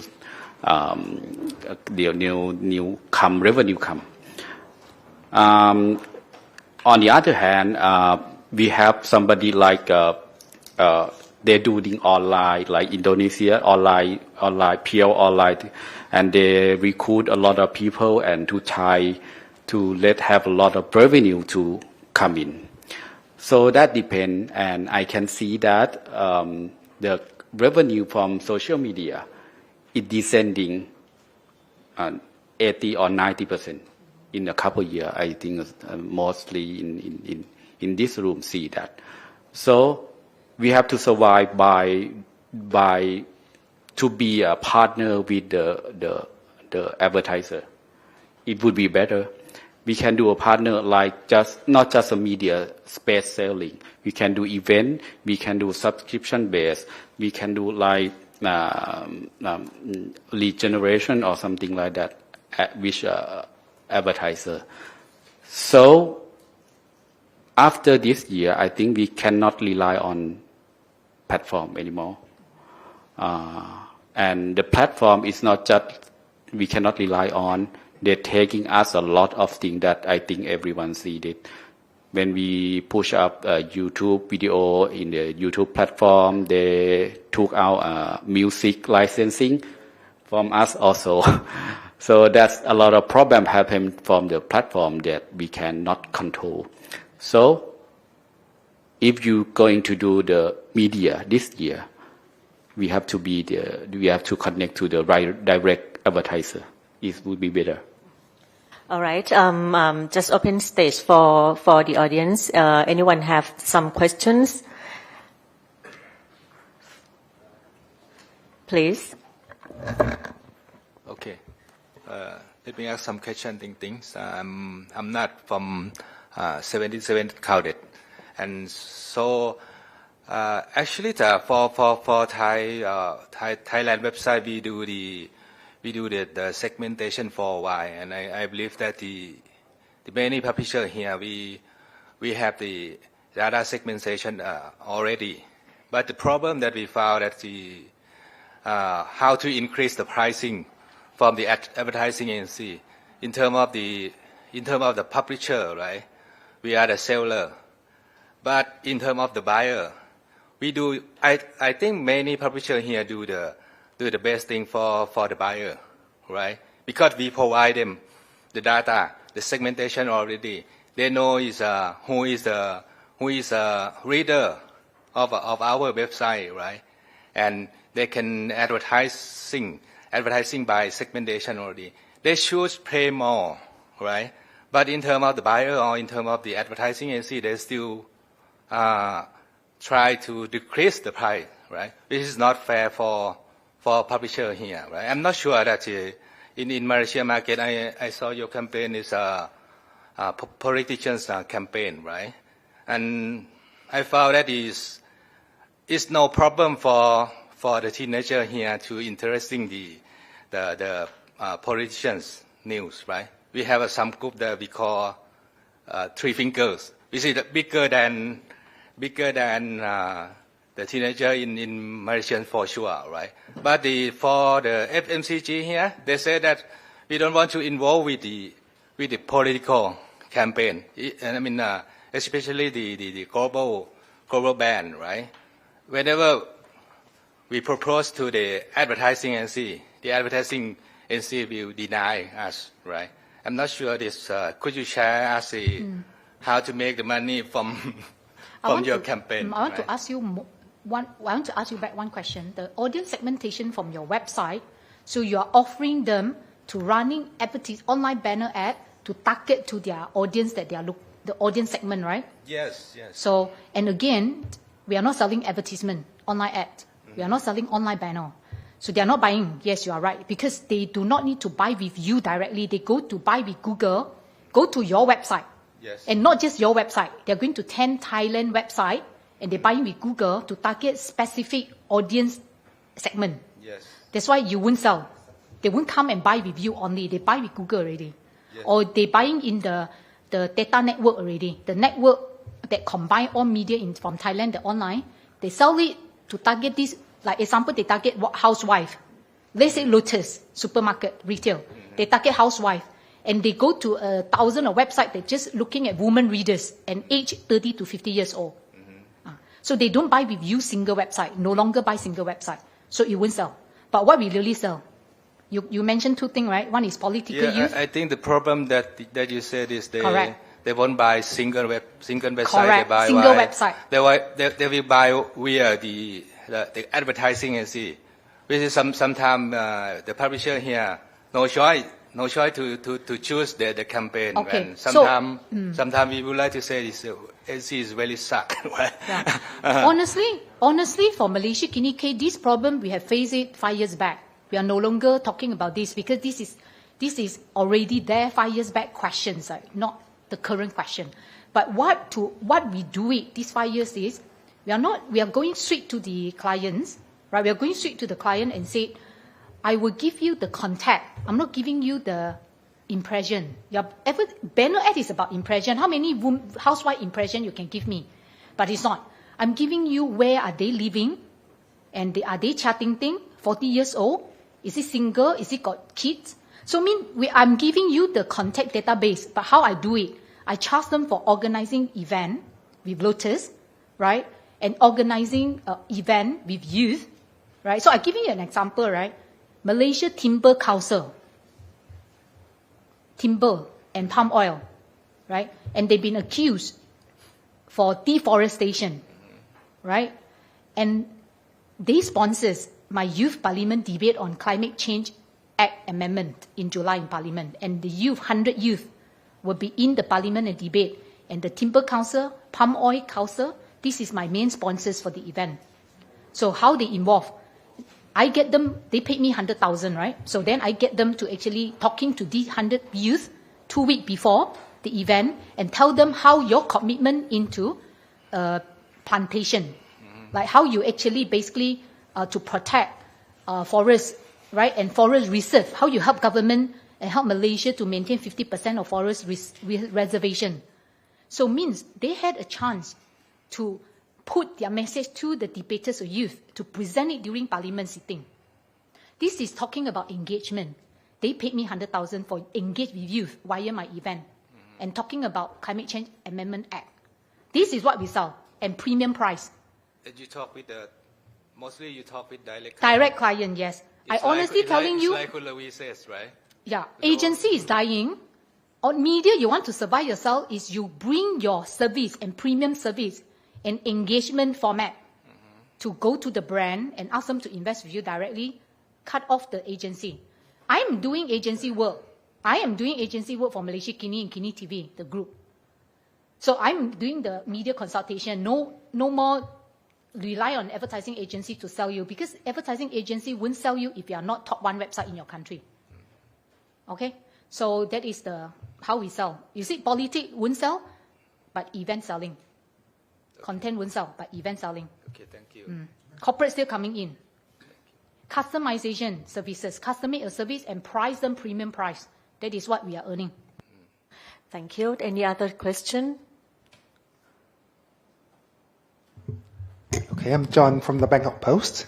I would like to ask all our speakers, are there any challenges for your reporters to adjust to new technologies and online platforms, and how do you deal with that? Please. Sorry. Okay. Are there any challenges for your reporters to adjust to new technologies and online platforms, and how do you deal with that? Okay. I think we have two steps.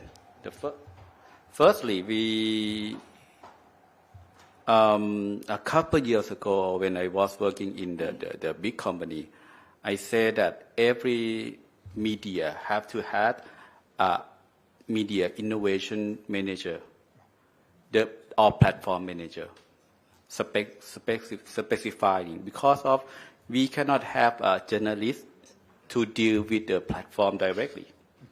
Actually, because when we talking to platform, they're talking to me about the marketing idea. So we should have that. And this guy have to translate all the marketing thing from the platform to the journalist. Also, that will be better. That would be the best thing. In another way is, for journalists need to learning about the platform. I can show that, like Google, they have a course for journalists to learning. You can find it Google News Initiative.com. They have a lot of course there and certified also. You can learning about the data-driven data journalist, how we can making a data drive to the successful monetization also. So this would be great, and Facebook also they have that. So that would be answer your question. So the last question that's Jessica Caudet asking about how we push up the news yields for the new website. Actually now we don't asking about how many users coming to our website. We advertise to looking for interaction or engagement per post, not a page. As I mentioned that I working as a song sư. I driving the one photo infographic. I'm not sure about how many media page in Thailand who the best follower in Thailand, because it's not effective to advertising. but I changing in another way to how many interactive base page in Thailand. And we'll see that the number one is not the biggest follower in Thailand. It's not just like a million follower, it's just 10,000 follower, but they have a lot of engage, and the best engage from the 50 media in Thailand. So when the advertiser see this and ask me, they want to spend more CPM to them, not to the biggest community. So that's the way we changing that. So maybe we can answer all the questions. So. Okay, maybe I give the last question to our two guest speakers. We have been talking, I know that all of us have been trying so hard to make the good editorial while making money at the same time.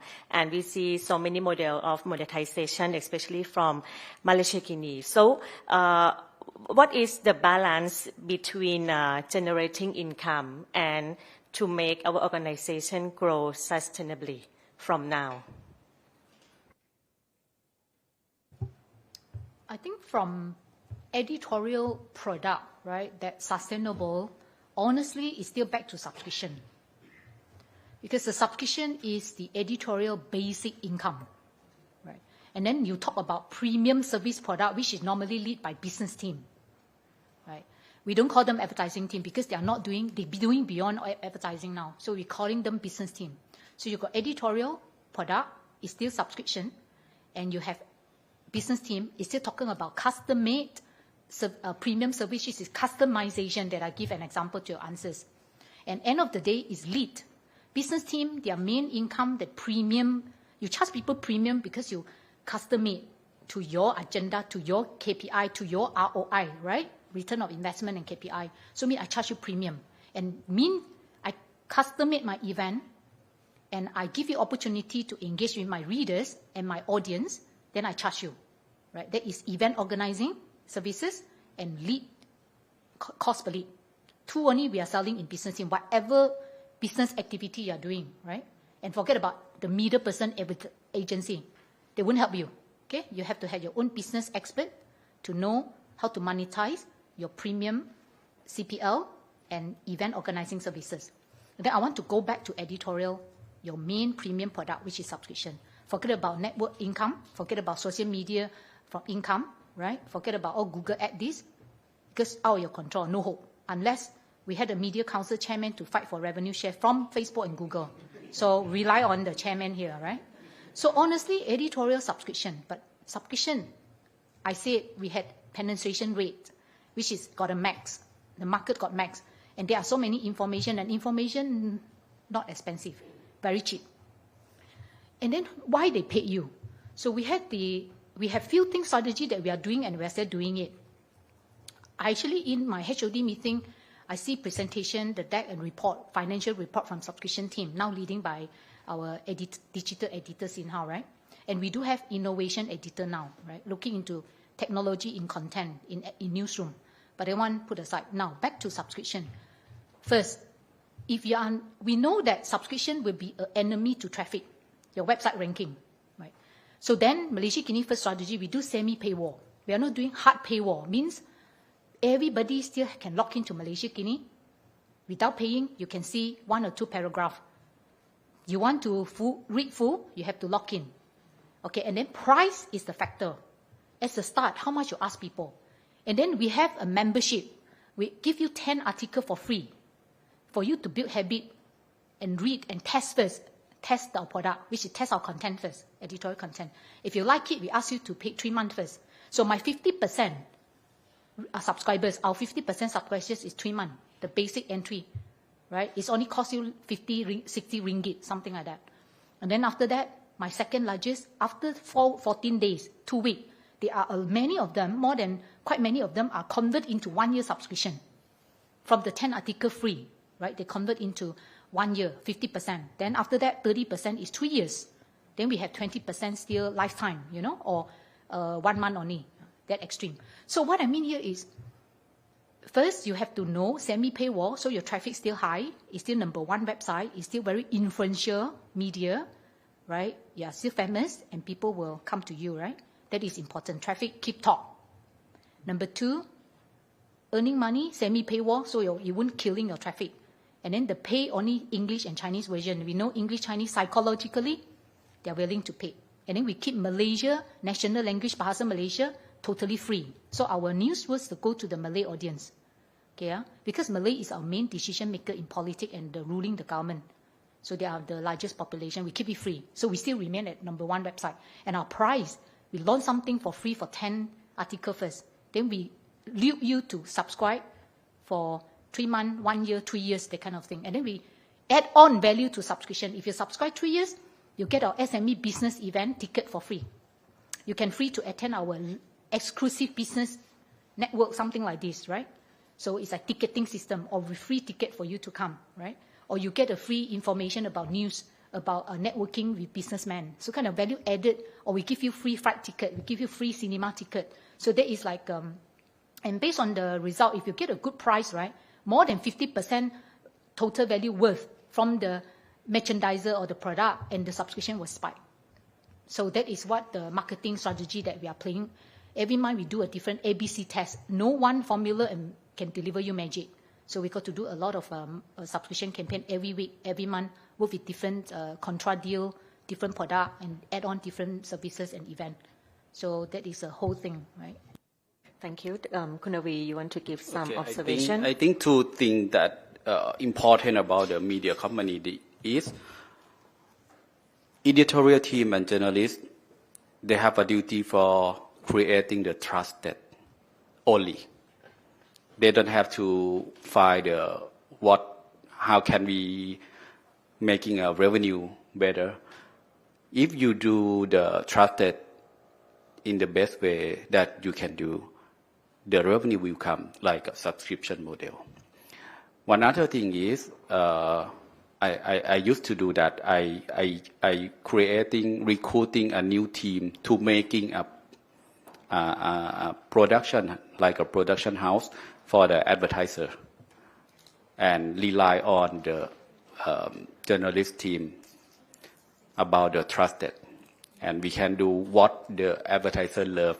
We can do what the order from the advertiser, but not like journalists have to do that for them. Yeah. This thing I think that we should do now in the era of the years.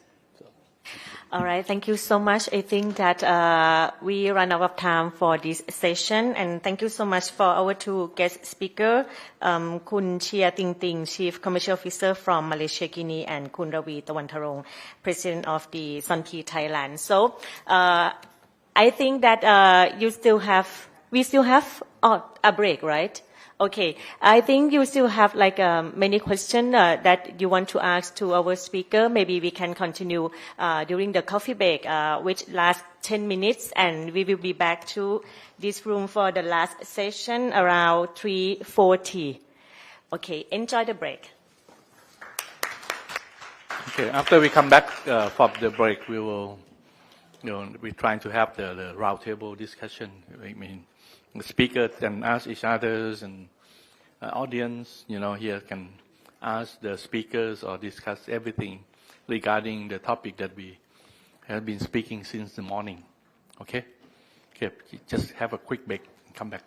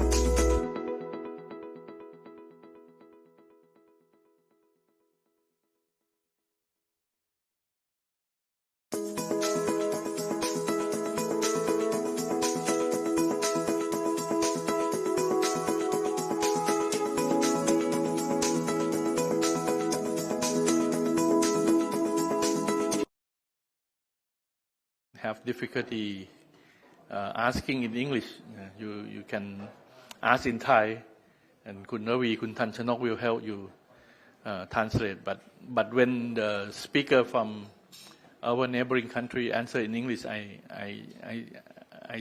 sure that you will understand, because most of the Thai people, they understand English, but they have problem speaking, So we can do that, don't be shy. So I'll ask everyone to sit in the front. เชิญนะครับคนที่อยู่ข้างหลังเชิญมานั่งข้างหน้าตรงนี้ว่างๆเนี่ยนะครับจะได้คุยกันจะได้ถามกันนี่เป็น open session นะจะได้มีอะไรจะได้ถามกันนะครับ Okay, I'll have Kun Ravi share this session, and I will help him on to brainstorming and try to mix on what people have speak this morning with the afternoon session. Okay, and since Kun Ravi is not here, maybe I ask Kun John, who is the monitor, because he has to write a story after this, to make some kind of summarize, and try to put it together on what sum up what our speaker from each country has been speaking since this morning. And then if you can add anything and any observation that you get from all our speakers today. Kun John, please.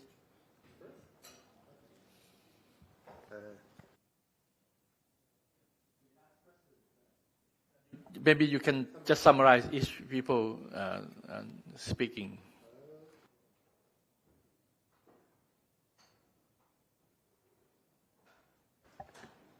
Okay. In the first session, in the content strategy session in the morning, our representative from Myanmar, Mr. Min Thathat, from 11 Media Group, said that there are still plenty of restrictions in Myanmar, and VPN is pretty much a must there. Many newspapers has been discontinued lately. Most media are sponsored by unspecified sources, causing them to spread propaganda as well. And for his publication, many of the editors have been sued and also detained because the 11 combats disinformation and propaganda. That's why they got sued. Due to this, they have been doing a lot of self-censorship. He told his reporters, if you are denied your rights to be able to do the right thing, you should not resort to do the wrong thing. And for Myanmar, Facebook dominates the internet usage. Okay. Now for our representative from Cambodia, Miss Nancy, what I got from it was that her publication started in 1968, and now it has become a business empire doing media, restaurants, and production house, TV, and much more. They separate their content into many niches, like food, hard news, current news, and for teens. Many of their reports switch from being full-time to freelancing due to COVID-19 pandemic, letting them expand their opportunities that way as well. And for Cambodia, there are very few restrictions on reporting, so it's a free market. Wow. Our third speaker, Mr. Somsak Pongkhao, our news editor from Vientiane Times, shared that they started with printed paper, and news is far more immediate and inclusive, including the public voice. COVID-19 pushes media in Laos to adjust their business model to survive. Vientiane Times started selling e-paper and advertorial lately. 85% of their audience uses phones. Majority of the Laos people uses Facebook. Other social media, not so much. The mainstream media in Laos is still the main information source for policymakers. In Laos, they still can't earn income from Facebook and YouTube. Most of their income is from the printed paper, but some is from sponsored content. Is that too much? I did my own notes. Okay, the second session about business models. Our speaker from Vietnam Plus, Domin Tu, shared that they started since 2008 in 6 languages. They use new creative storytelling techniques such as Rap News Plus by reporting news using rap style. And also they incentivize news reading by paying the viewers back the more they read as well. They use new gadgets and AI to help with reporting and find target audience. She said, in the booming of social media, we must be creative. Okay, our next speaker, our representative from Philstar.com from the Philippines is Rosette. He shared that they are mass media covering all kinds of content from politics. They are mass media covering all kinds of content from politics, social, sports, and so on. Lately, they have been doing shorter stories, live production, and they think visualization is king. And they are going where the audience is. To compete with the social media and influencers, they think that they have to exercise the integrity as watchdogs. Our next speaker is from Indonesia, Mr. Adek, shared that now news reporting in Indonesia has very few restrictions from the military, unlike before, but many media are owned or funded by politicians and may be skewed. While also there is challenges of funding investigative reports. The most popular type of media is infographics. Getting money from news alone is difficult. They fund their businesses by doing online and offline event organizing, data research, and premium content sales. It is important to be agile and have a business model that supports journalism. He also said that content can't lack business model to generate income to fund the operation. And the last session, Ms. Chia Ting Ting, well, a representative from Malaysia, Kini, from Malaysia, she shared that media explosion, product explosion, and advertising explosion are happening everywhere. Your brand positioning in the world level is vital. Malaysia Kini uses semi-paywall successfully, which they charge the Chinese and English portion of their website, but not the, what's the other one? Oh, there you go, the Malaysian part. That's still free. Okay. Whoa. The media market is now global, not local anymore.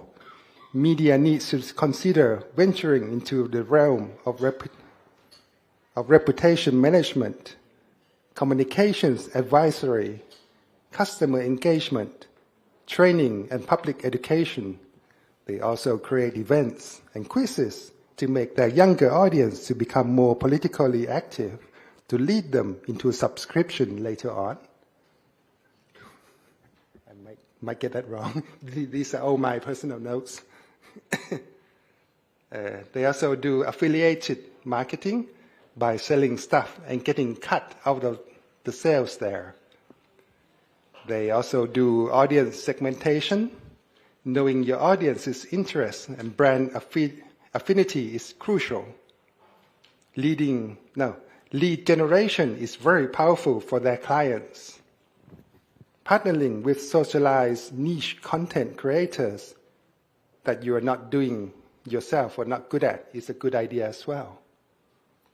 And the last speaker, our own Sunp president, Mr. Ravi, shared that he believes that finding their niche and segments are a must. Content is king, data-driven and trusted is queen, while platforms are the childs. Google now look for evergreen content. Content should be hopeful and show how they impact the audience. Now, he thinks that the evergreen content that Google's like is content about mental health, global warming, harassment, the evergreen content that we should do. Content and products needs to be customized for each and different platforms. And we should not use the same content for all the platforms. That's all I noted down. Okay, thank you, Kun John. It's very comprehensive summary. So now the floor is open. Kun Ravi. Okay, let me can share that together, and maybe in the back, if you have any question or you want to share something from your media company that maybe that's good for us for take this time to sharing together and developing together, and maybe the people from the session 1 maybe would like to share to the people from the section 3 or 2 or something like that. We can share that together. That would be better. So, who want to start with this? Or who, John? Oh, yeah, Mintel. Oh, so I noticed that I've attended some conferences before, and the main discussion point that we got was subscriptions are good. In long term, we should start subscriptions. We should do it on our direct platform. We shouldn't rely on the social media platforms. So I agree with that 100%. But at the same time, I just asked Kun Chevron too recently that, and are there any subscriptions in Thailand? And they was like not widely adopted. In Myanmar, it's the same too. It's still not widely adopted. So I just wanted to throw the question out to whoever: how do we adopt subscription in countries that are not open for readers to pay for like online news? People are not really open to pay for online news. So how do we solve that problem? Very difficult question. Who can give the answer to our colleague?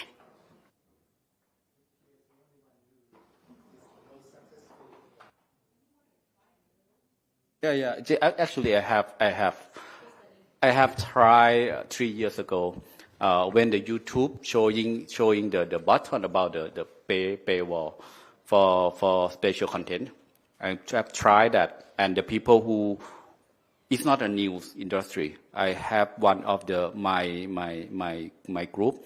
They call the Khop Sanam. It's about the football, and people who run this business.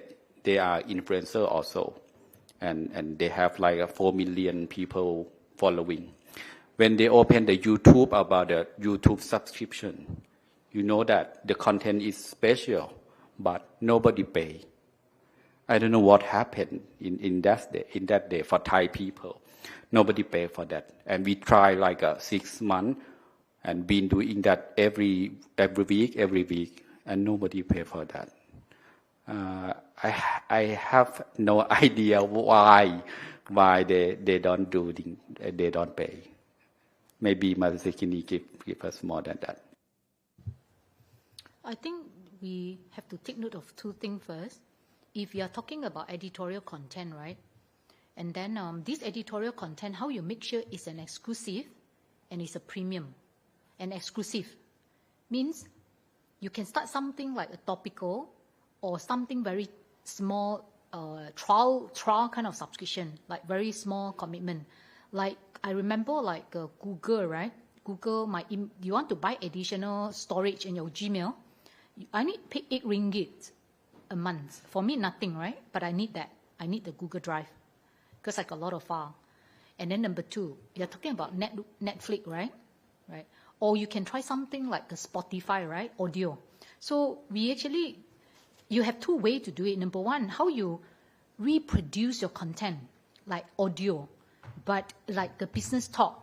So I remember one of my SME Growth Summit, I invite all the business top key players. They are C-level, they are consultant, right? And they are lined up, it's like top speakers, top industry players. The content is for those paid 300 ringgit to attend and listen from 9 to 5. There are 7 panel discussion, 7 topic. So that 7 topic, I record audio and video clip, audio clip, and I make people you want to listen, I only offer to subscribers, active subscribers, like 1 year and 3 year subscribers, you get it for free. Whoever want to listen to this business forum, the 7 topic, I package it, and I email to you, you have login, you can download. So you can, certain topic and the exclusive, that premium content, exclusive, you make it subscription paid. You don't go to your existing general editorial content, you have been free. And no one will jump into like, you charge tomorrow, they start paying you, no. Psychologically, it wouldn't work. We're talking about psychology sales, everything about psycho.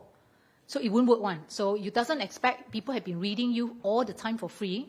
Tomorrow, even you charge 10 cents, they're not going to pay you also. Because mentally, they don't have the mindset to pay you. You have been free for a long. But you produce something exclusive and high level of content, then maybe that one, you can use it to just subscribe for that particular exclusive and high level premium content. You start from that kind of content first, yeah, and low cost. And then you occurring kind of subscription. Can you please show my slide? We have something.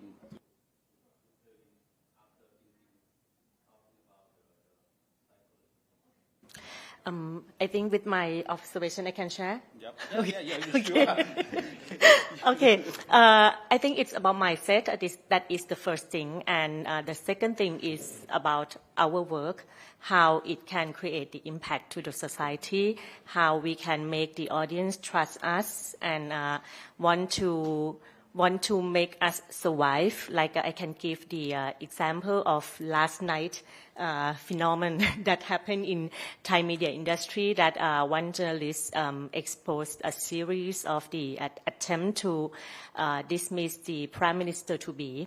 And what I see in the social media in Thailand is that people comment a lot on how they can financially support her work to have this work continue.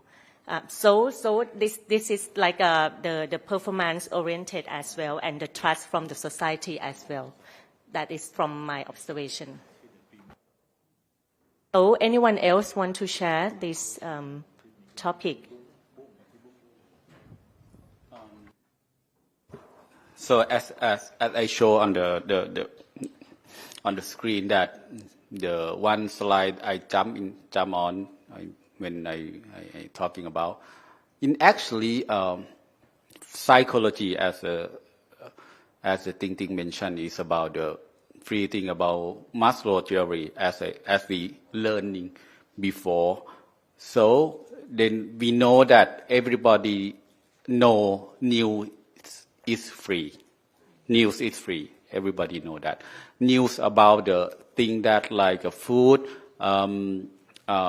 housing, something like that is free. But we will concern about the people we concern about, not just about the four thing about the food or something like that. We're looking for something safety for your life. We talk about user. We talk about us. We're looking for something safety. We will find something safety for us and for family. And then when we safety about the work, about the family, about something like, we're looking for like I cannot see the slide. Sorry. The third one. Love and belonging. Yeah, we need someone or our community love me, love us. If I can be someone, the people will pay, something like that. After that, esteem and self-actualization. We know that we will pay for something that make us better, or make us richer, or make us like a safety than people in community. So I show this slide because if we can do like a content, something like that, the people who making the content that can make you richer, I think that we can pay for them. Like a course, like a short course, we can pay for them. If we can do that in the media, it would be better because we have trusted, not just the body. We can do that. So maybe this slide from the macro theory is quite a decade of the theory that is make it come back again and make them pay for us. Yeah, just that. I actually have two more points that I forgot is important. Number one is, you find a reason for them to pay it. If you are talking about editorial content, make it a metered or we call it the custom-made, personalized. You have a package that if you read only 2 articles per week, you make them only pay that 2. Not paying fixed like $10 a month because it's unfair. It's like you pay as per usage. Like we call it metered, like meter. Like how much you use your water, you pay for that cost. How much electricity you use, then you pay for the cost, right? So I mean the price is vary, the price is flexible. You make it a metered, or you make it a very personalized. If your website you have multiple content, I only want to read business and automotive and technology, I pay only for that. So you can customize, you select how many sections you want to use, you want to read, then you pay for. So I mean your price is not fixed. Is you can have a menu, a la carte, and you have a package, also can. So you make it flexible in pricing, based on usage. That very easy to enter. At least people pay you for $1, $2 as a start. And then they get more heavy reading your content, then you make them to pay more, right? Then they will be buy more topic. Then you get them more. So that is one of it. And the reason of them to pay this is free advertisement. Don't show them any ad. If they don't subscribe, you show them online ad. You show them site takeover pops up ad. Like they have to see it. They have to, the view, you get their view and you get Google paid you. You either Google paid you for your traffic or the subscribers paid you for no advertisement. Paid you just for content. So that is something you can consider. But you need tech team at the back end to build something like meter paywall. You need tech. Okay, so that is not easy. And also free advertisement, right? You need tech team to help. You need a tech personnel. Okay, and then one more concept, crowdfunding. Independent media, what is your weapon? Is the value you bring to the influencing value. As a media, you try to influence your people, right? Or else what mean to you to be a media? Okay, so you influence your citizen, and you make them change, like behavior and action change, right? Because they've been aware by reading you and they be educated. They're getting smart, they get aware. Because of they get the information from your website. So it means you are your value, your mission and vision. You can ask for crowdfunding. Give you an example, Malaysia Kini had a few crowdfunding example that are very famous. So when we sue by our Prime Minister, ex-Prime Minister Najib Razak, and when we actually sue by lead judge, right? Attorney, General Attorney Malaysia, right? And we sue by this, and then we crowdfunding. And the fund that we raised is millions, right? And then it's exceeded our target. So you had a cause, independent media, you find a cause that can call people support. That can be but you cannot overuse your crowdfunding. Like every month also you crowdfund, then you lost your trust or your credibility. So you have any big cause, for example, you only left 2 independent media in Yangon, right, Myanmar. It's a very good cause to support independent media. So you need a marketing campaign and psychology marketing campaign, no more just strategic communication campaign. A psychology marketing campaign that make people support you and crowdfunding. Yeah, also can. Any observation from this side?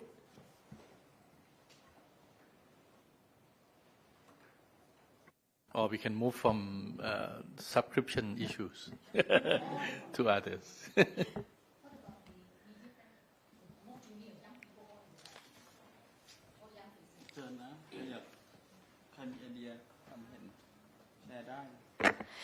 Actually, this last session, the roundtable discussion, the topic is the future of news website in ASEAN. Maybe after having a discussion in 3 sessions already, you guys can share how do you see the future in the next few years?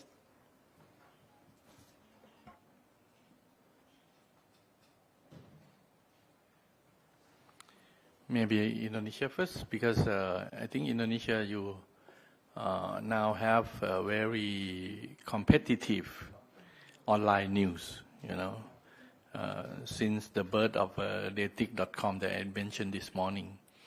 And you have quite a very few, and then also the mainstream media, who's dominating the market, also become a player online, like Compass Online, Compass.com, and something like that. Yeah, thank you. So I don't know how to answer what is the future media, online media in Southeast Asia. In Indonesia, in Indonesia, but what happened at the moment in Indonesia is all online news media and also legacy news media like Kompas, Tempo,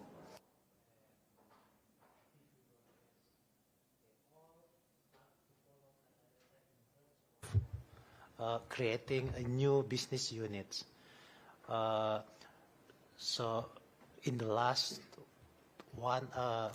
2 or 3 years, more media organization, they have event management.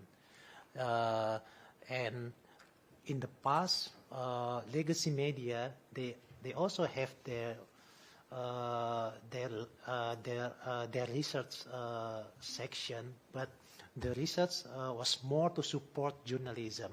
But now they start to enhance the unit, research unit, and they offer services to client or companies to do research or survey. So I think from this fact, I can assume that in the next 2 or 3 years, more online media will be like Katadata. So it means more competitive for us because, for example, I give you one example. So when a client approaches us to organize an event, normally they ask something. Can we invite the president to come to the event, at least for a keynote speech? So imagine if all media they receive same orders from different companies, and they compete to invite the president. So this another competition for the in business part of the media. And so actually, sorry for moving back to the subscription.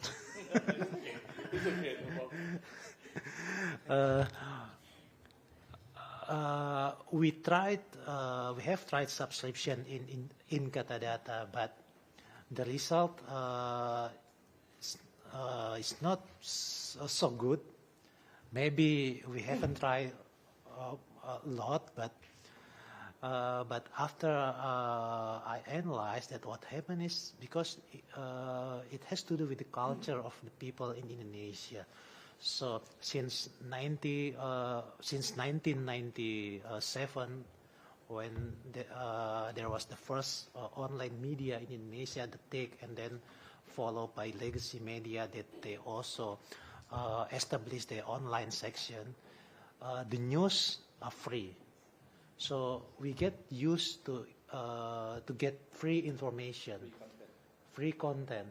So once you charge people for the content, they will find another outlet to get the content. So yeah, so that's why in Katadata we still have that section, the subscription website, but we are a bit pessimistic about this business model.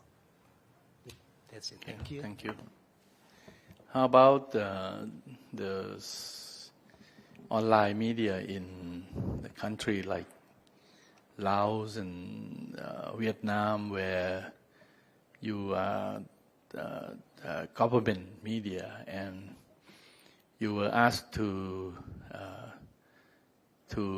stand on your own, but the way the content that you present over your distribute over your media is have to be strictly under the rule of the government.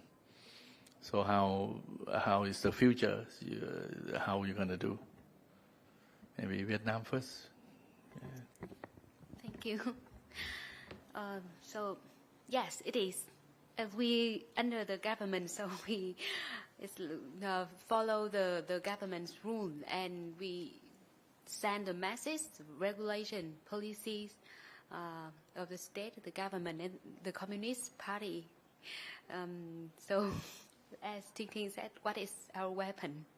As I said that the way we tell the story, the way we present the news, we must be creative. We can't be as fast as other online newspaper because we have to, our procedures, the editing takes long time.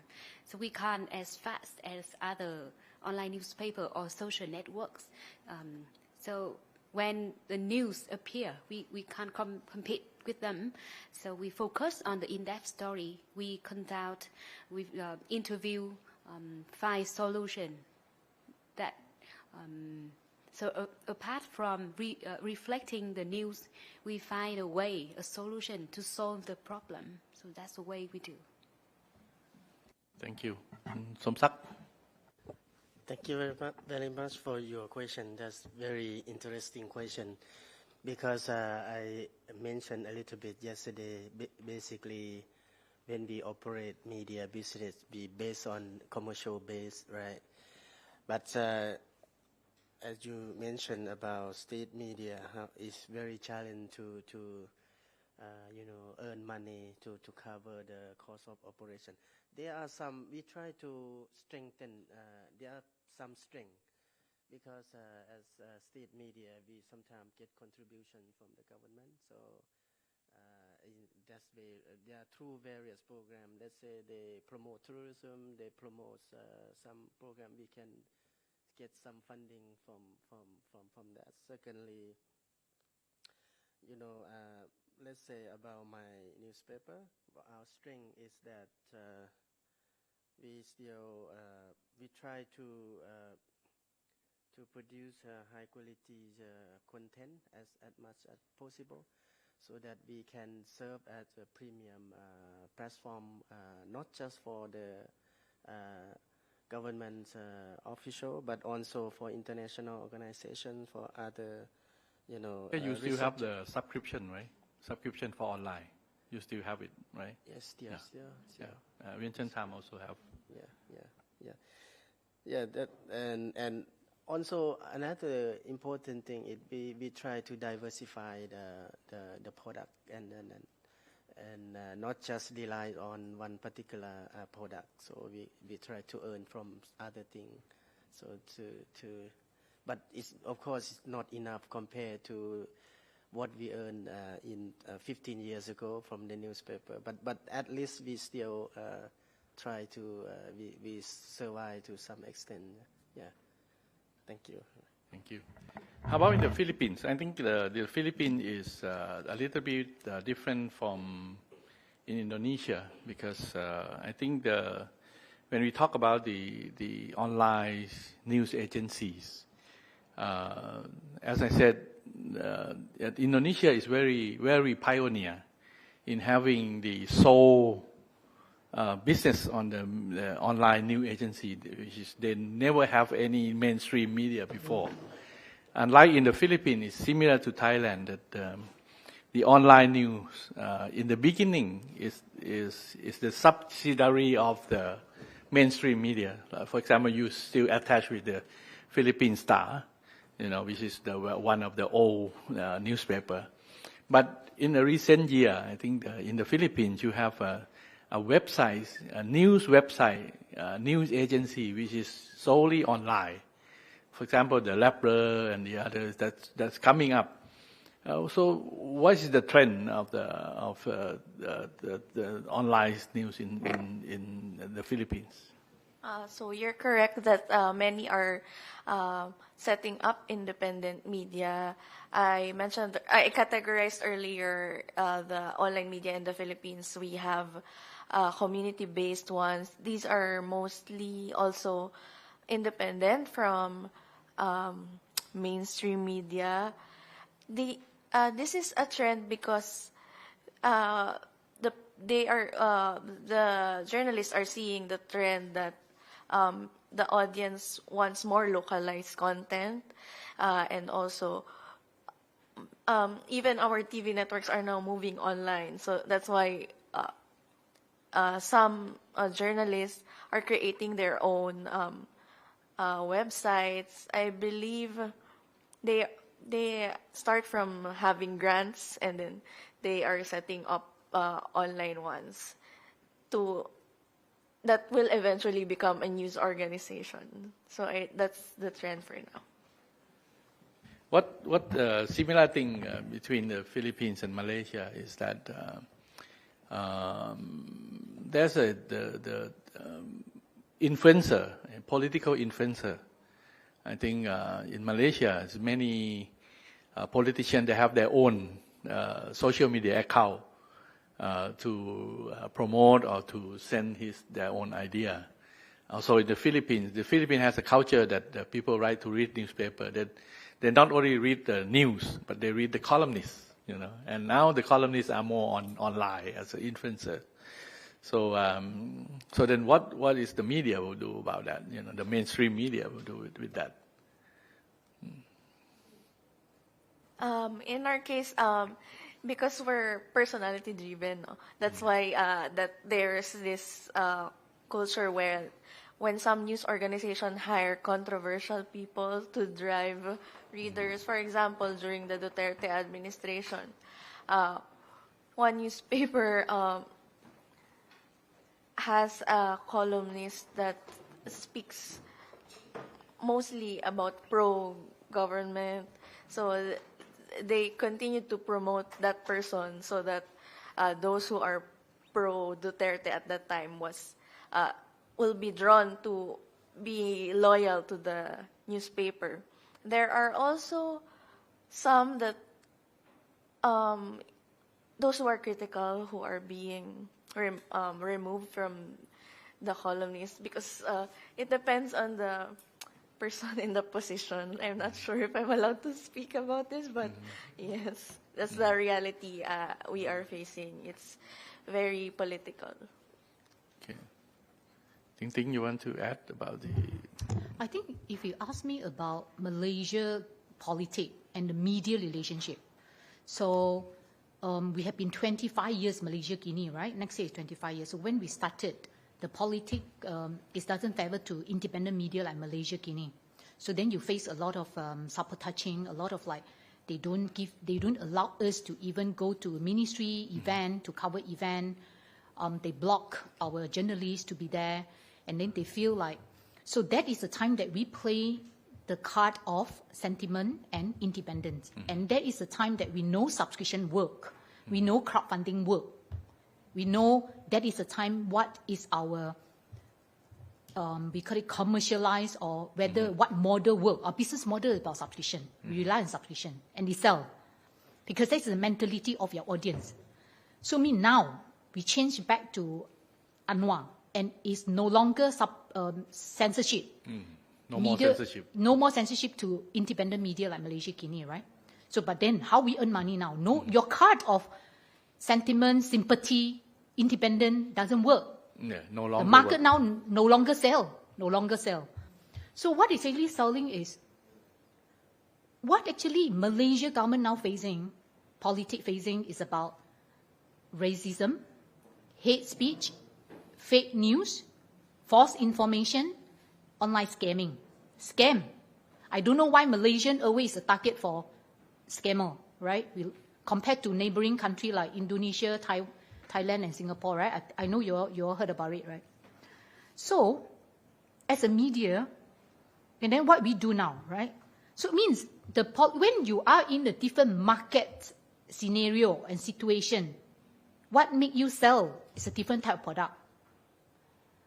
And then the business model for even subscription those days and crowdfunding, now no more crowdfunding, no more just say you are independent media. You know Malaysia, how many independent media or not? There are many, more and more. So then we have to think, what is our market position today? Positioning.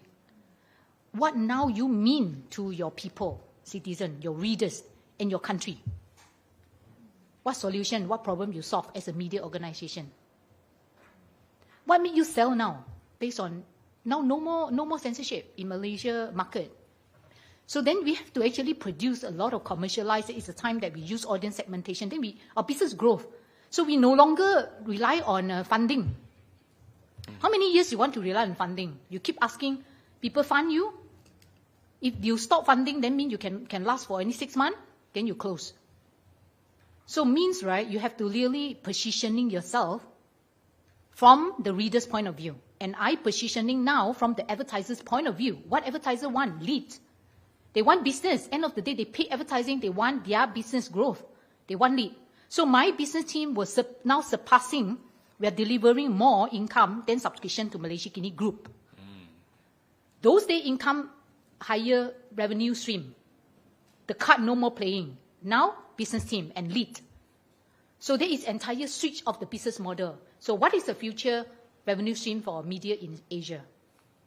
Okay, now look into your politics, your position now. Are you still censorship a lot? Can you still earn from your urged money support by the audience and the people, your supporters? Are your people supporting you? So that maybe you think subscription maybe work, people donation work, maybe crowdfunding work because you are still under censorship, strong censorship. Your politics in your country still not stable. So then people still need a lot of political news. You are still the top choice of them. So think about point of view of your audience first. Then what business you offer, what they will buy from you, what they want. So then now stabilize politics, no more drama, stable politics. They are no more talking about media freedom sabotaging. They are talking about hate speech, online, a lot of scam, how to control it, what is media role now. So then what we are selling now? Where is your opportunity of money now, right? Okay. So our business model keep changing on, different era, different timing change. And your positioning also, you have to be very sharp in positioning. You have to know what market want. So that is the things that we have to think as a business person in media, as a media business person, yeah. Okay.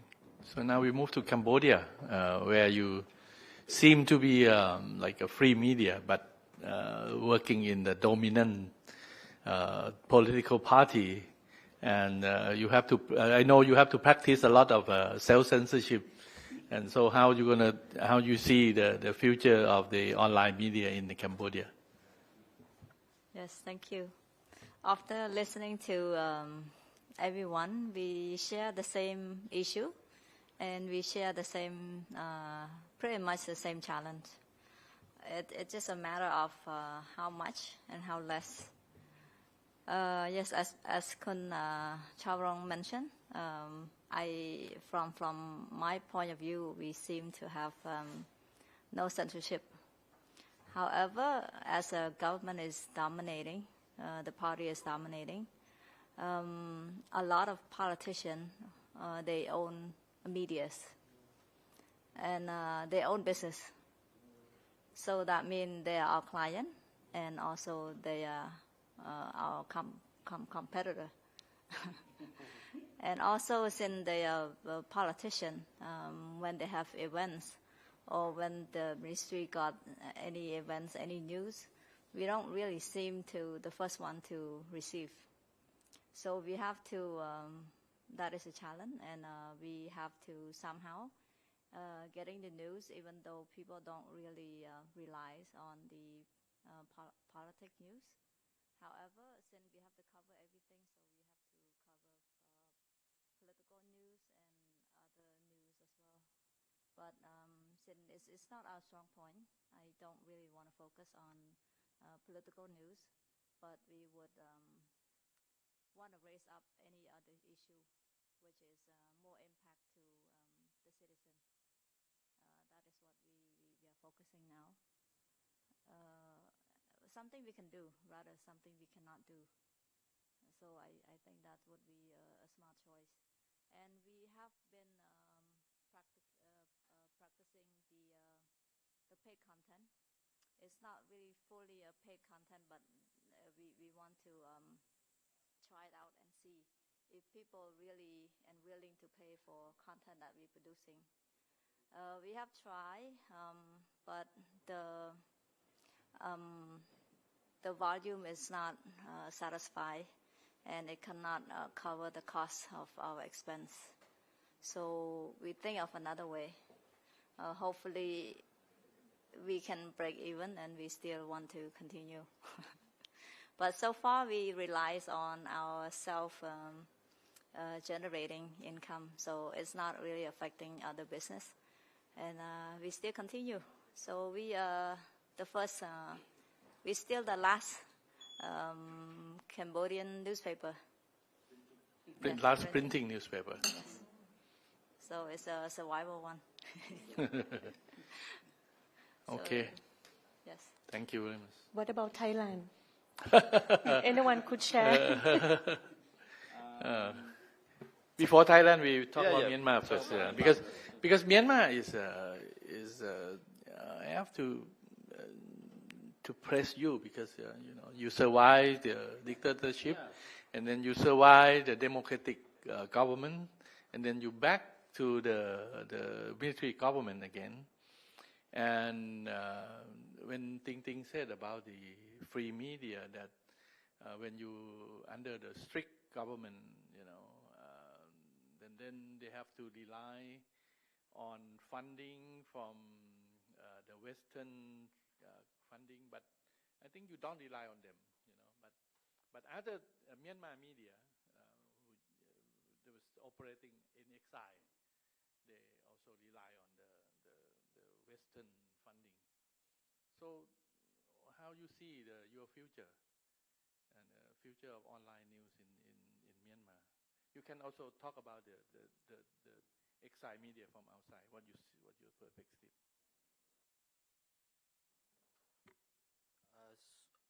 So for our own media, we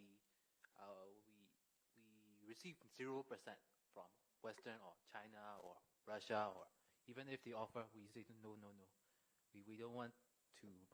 This is not our model. So I think that's our differentiating characteristic. So we are very proud of that, because if we receive even one amount, our news it gets influenced. So we want to just rely on our own editorial team. And then even for advertisers, we separate the advertising and the editorial team, because we don't want it to be influenced by advertising.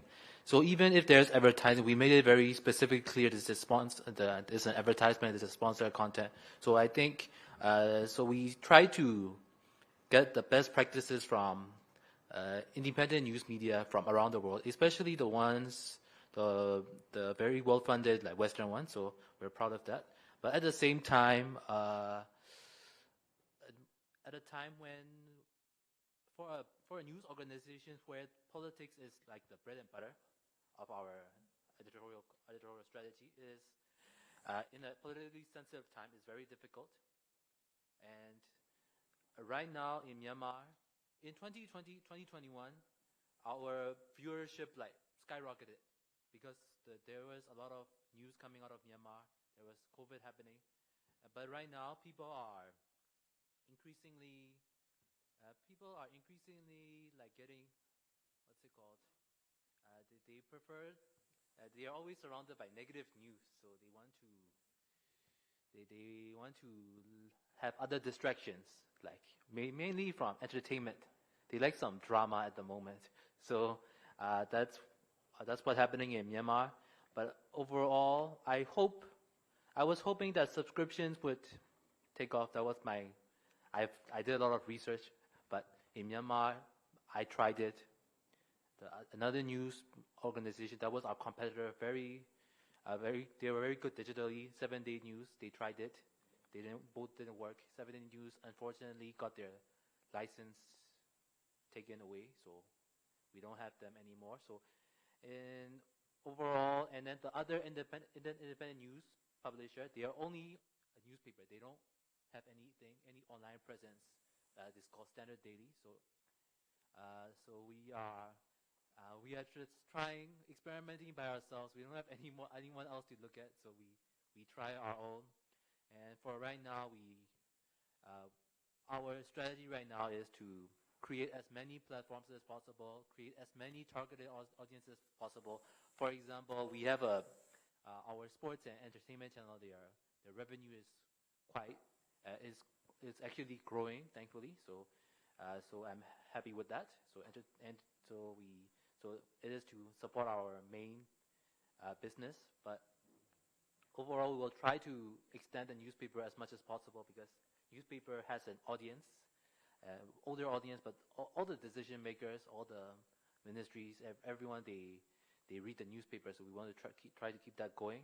But in the future, we hope that advertising returns for the news media during better times, and so for right now, we'll try to expand our platforms as possible, make ourselves relevant to the younger audience, and keep going. And as far as Kun Chavron wanted me to talk about that, there are like exiled medias. There are like a handful of them. I do sympathize with their situation. They have to leave the country and they have to work. They cannot have offices in the country, so they have to rely on Western funding, sponsorships. But they've been doing that for the longest time, like years and years and years. So it's nothing new. So before they set up some, they came back, but now they have to be exiled again. So it is what it is. When they go back, they will be your competitor. Competitor? No. I think so. In a way. If they go back, I believe they will be the competitor. They were able to set up some TV channels before they had to leave. So. Okay, thank you very much. You want to hear from Thailand?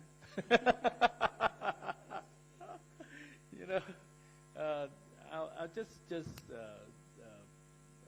put my own observation, and then Kun Ravi can add, and maybe Kun Kanok Porn over there, our past president also can add. In Thailand we have a problem we compete a lot on getting audience and to get advertising, especially monetized through social media. We very much rely on social media. So then the problem is, if you rely on social media, is your news or your content has to be like a sensitive things like drama news on entertainment, and even we play drama even with the politic news, So just to attract readers and make money through social media. So this problem, this create a problem that we don't. Some people feel that we didn't produce enough quality news. Quality news means news that people can use for their life to make decisions and to have their knowledge. Not just entertainment. So people are concerned about it. Because as of now, if we produce quality content, no one will read it, and you don't make money. So how can you survive? So you have to go back. So most of the members of the SONP, we have to try to balance between having the dramas, news that attract reader, and try still to focus on the quality news, like we do try to report politics, balance in politics, informative story on business news, and comprehensive story on foreign news, as Kun Tanchanok is trying to do. This is very difficult for us. This is my observation. Maybe Kun Ravi want to add something.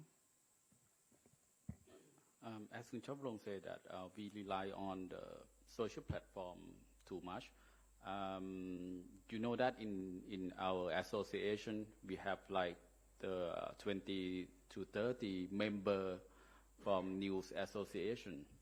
We create a content about 1,000 content a day.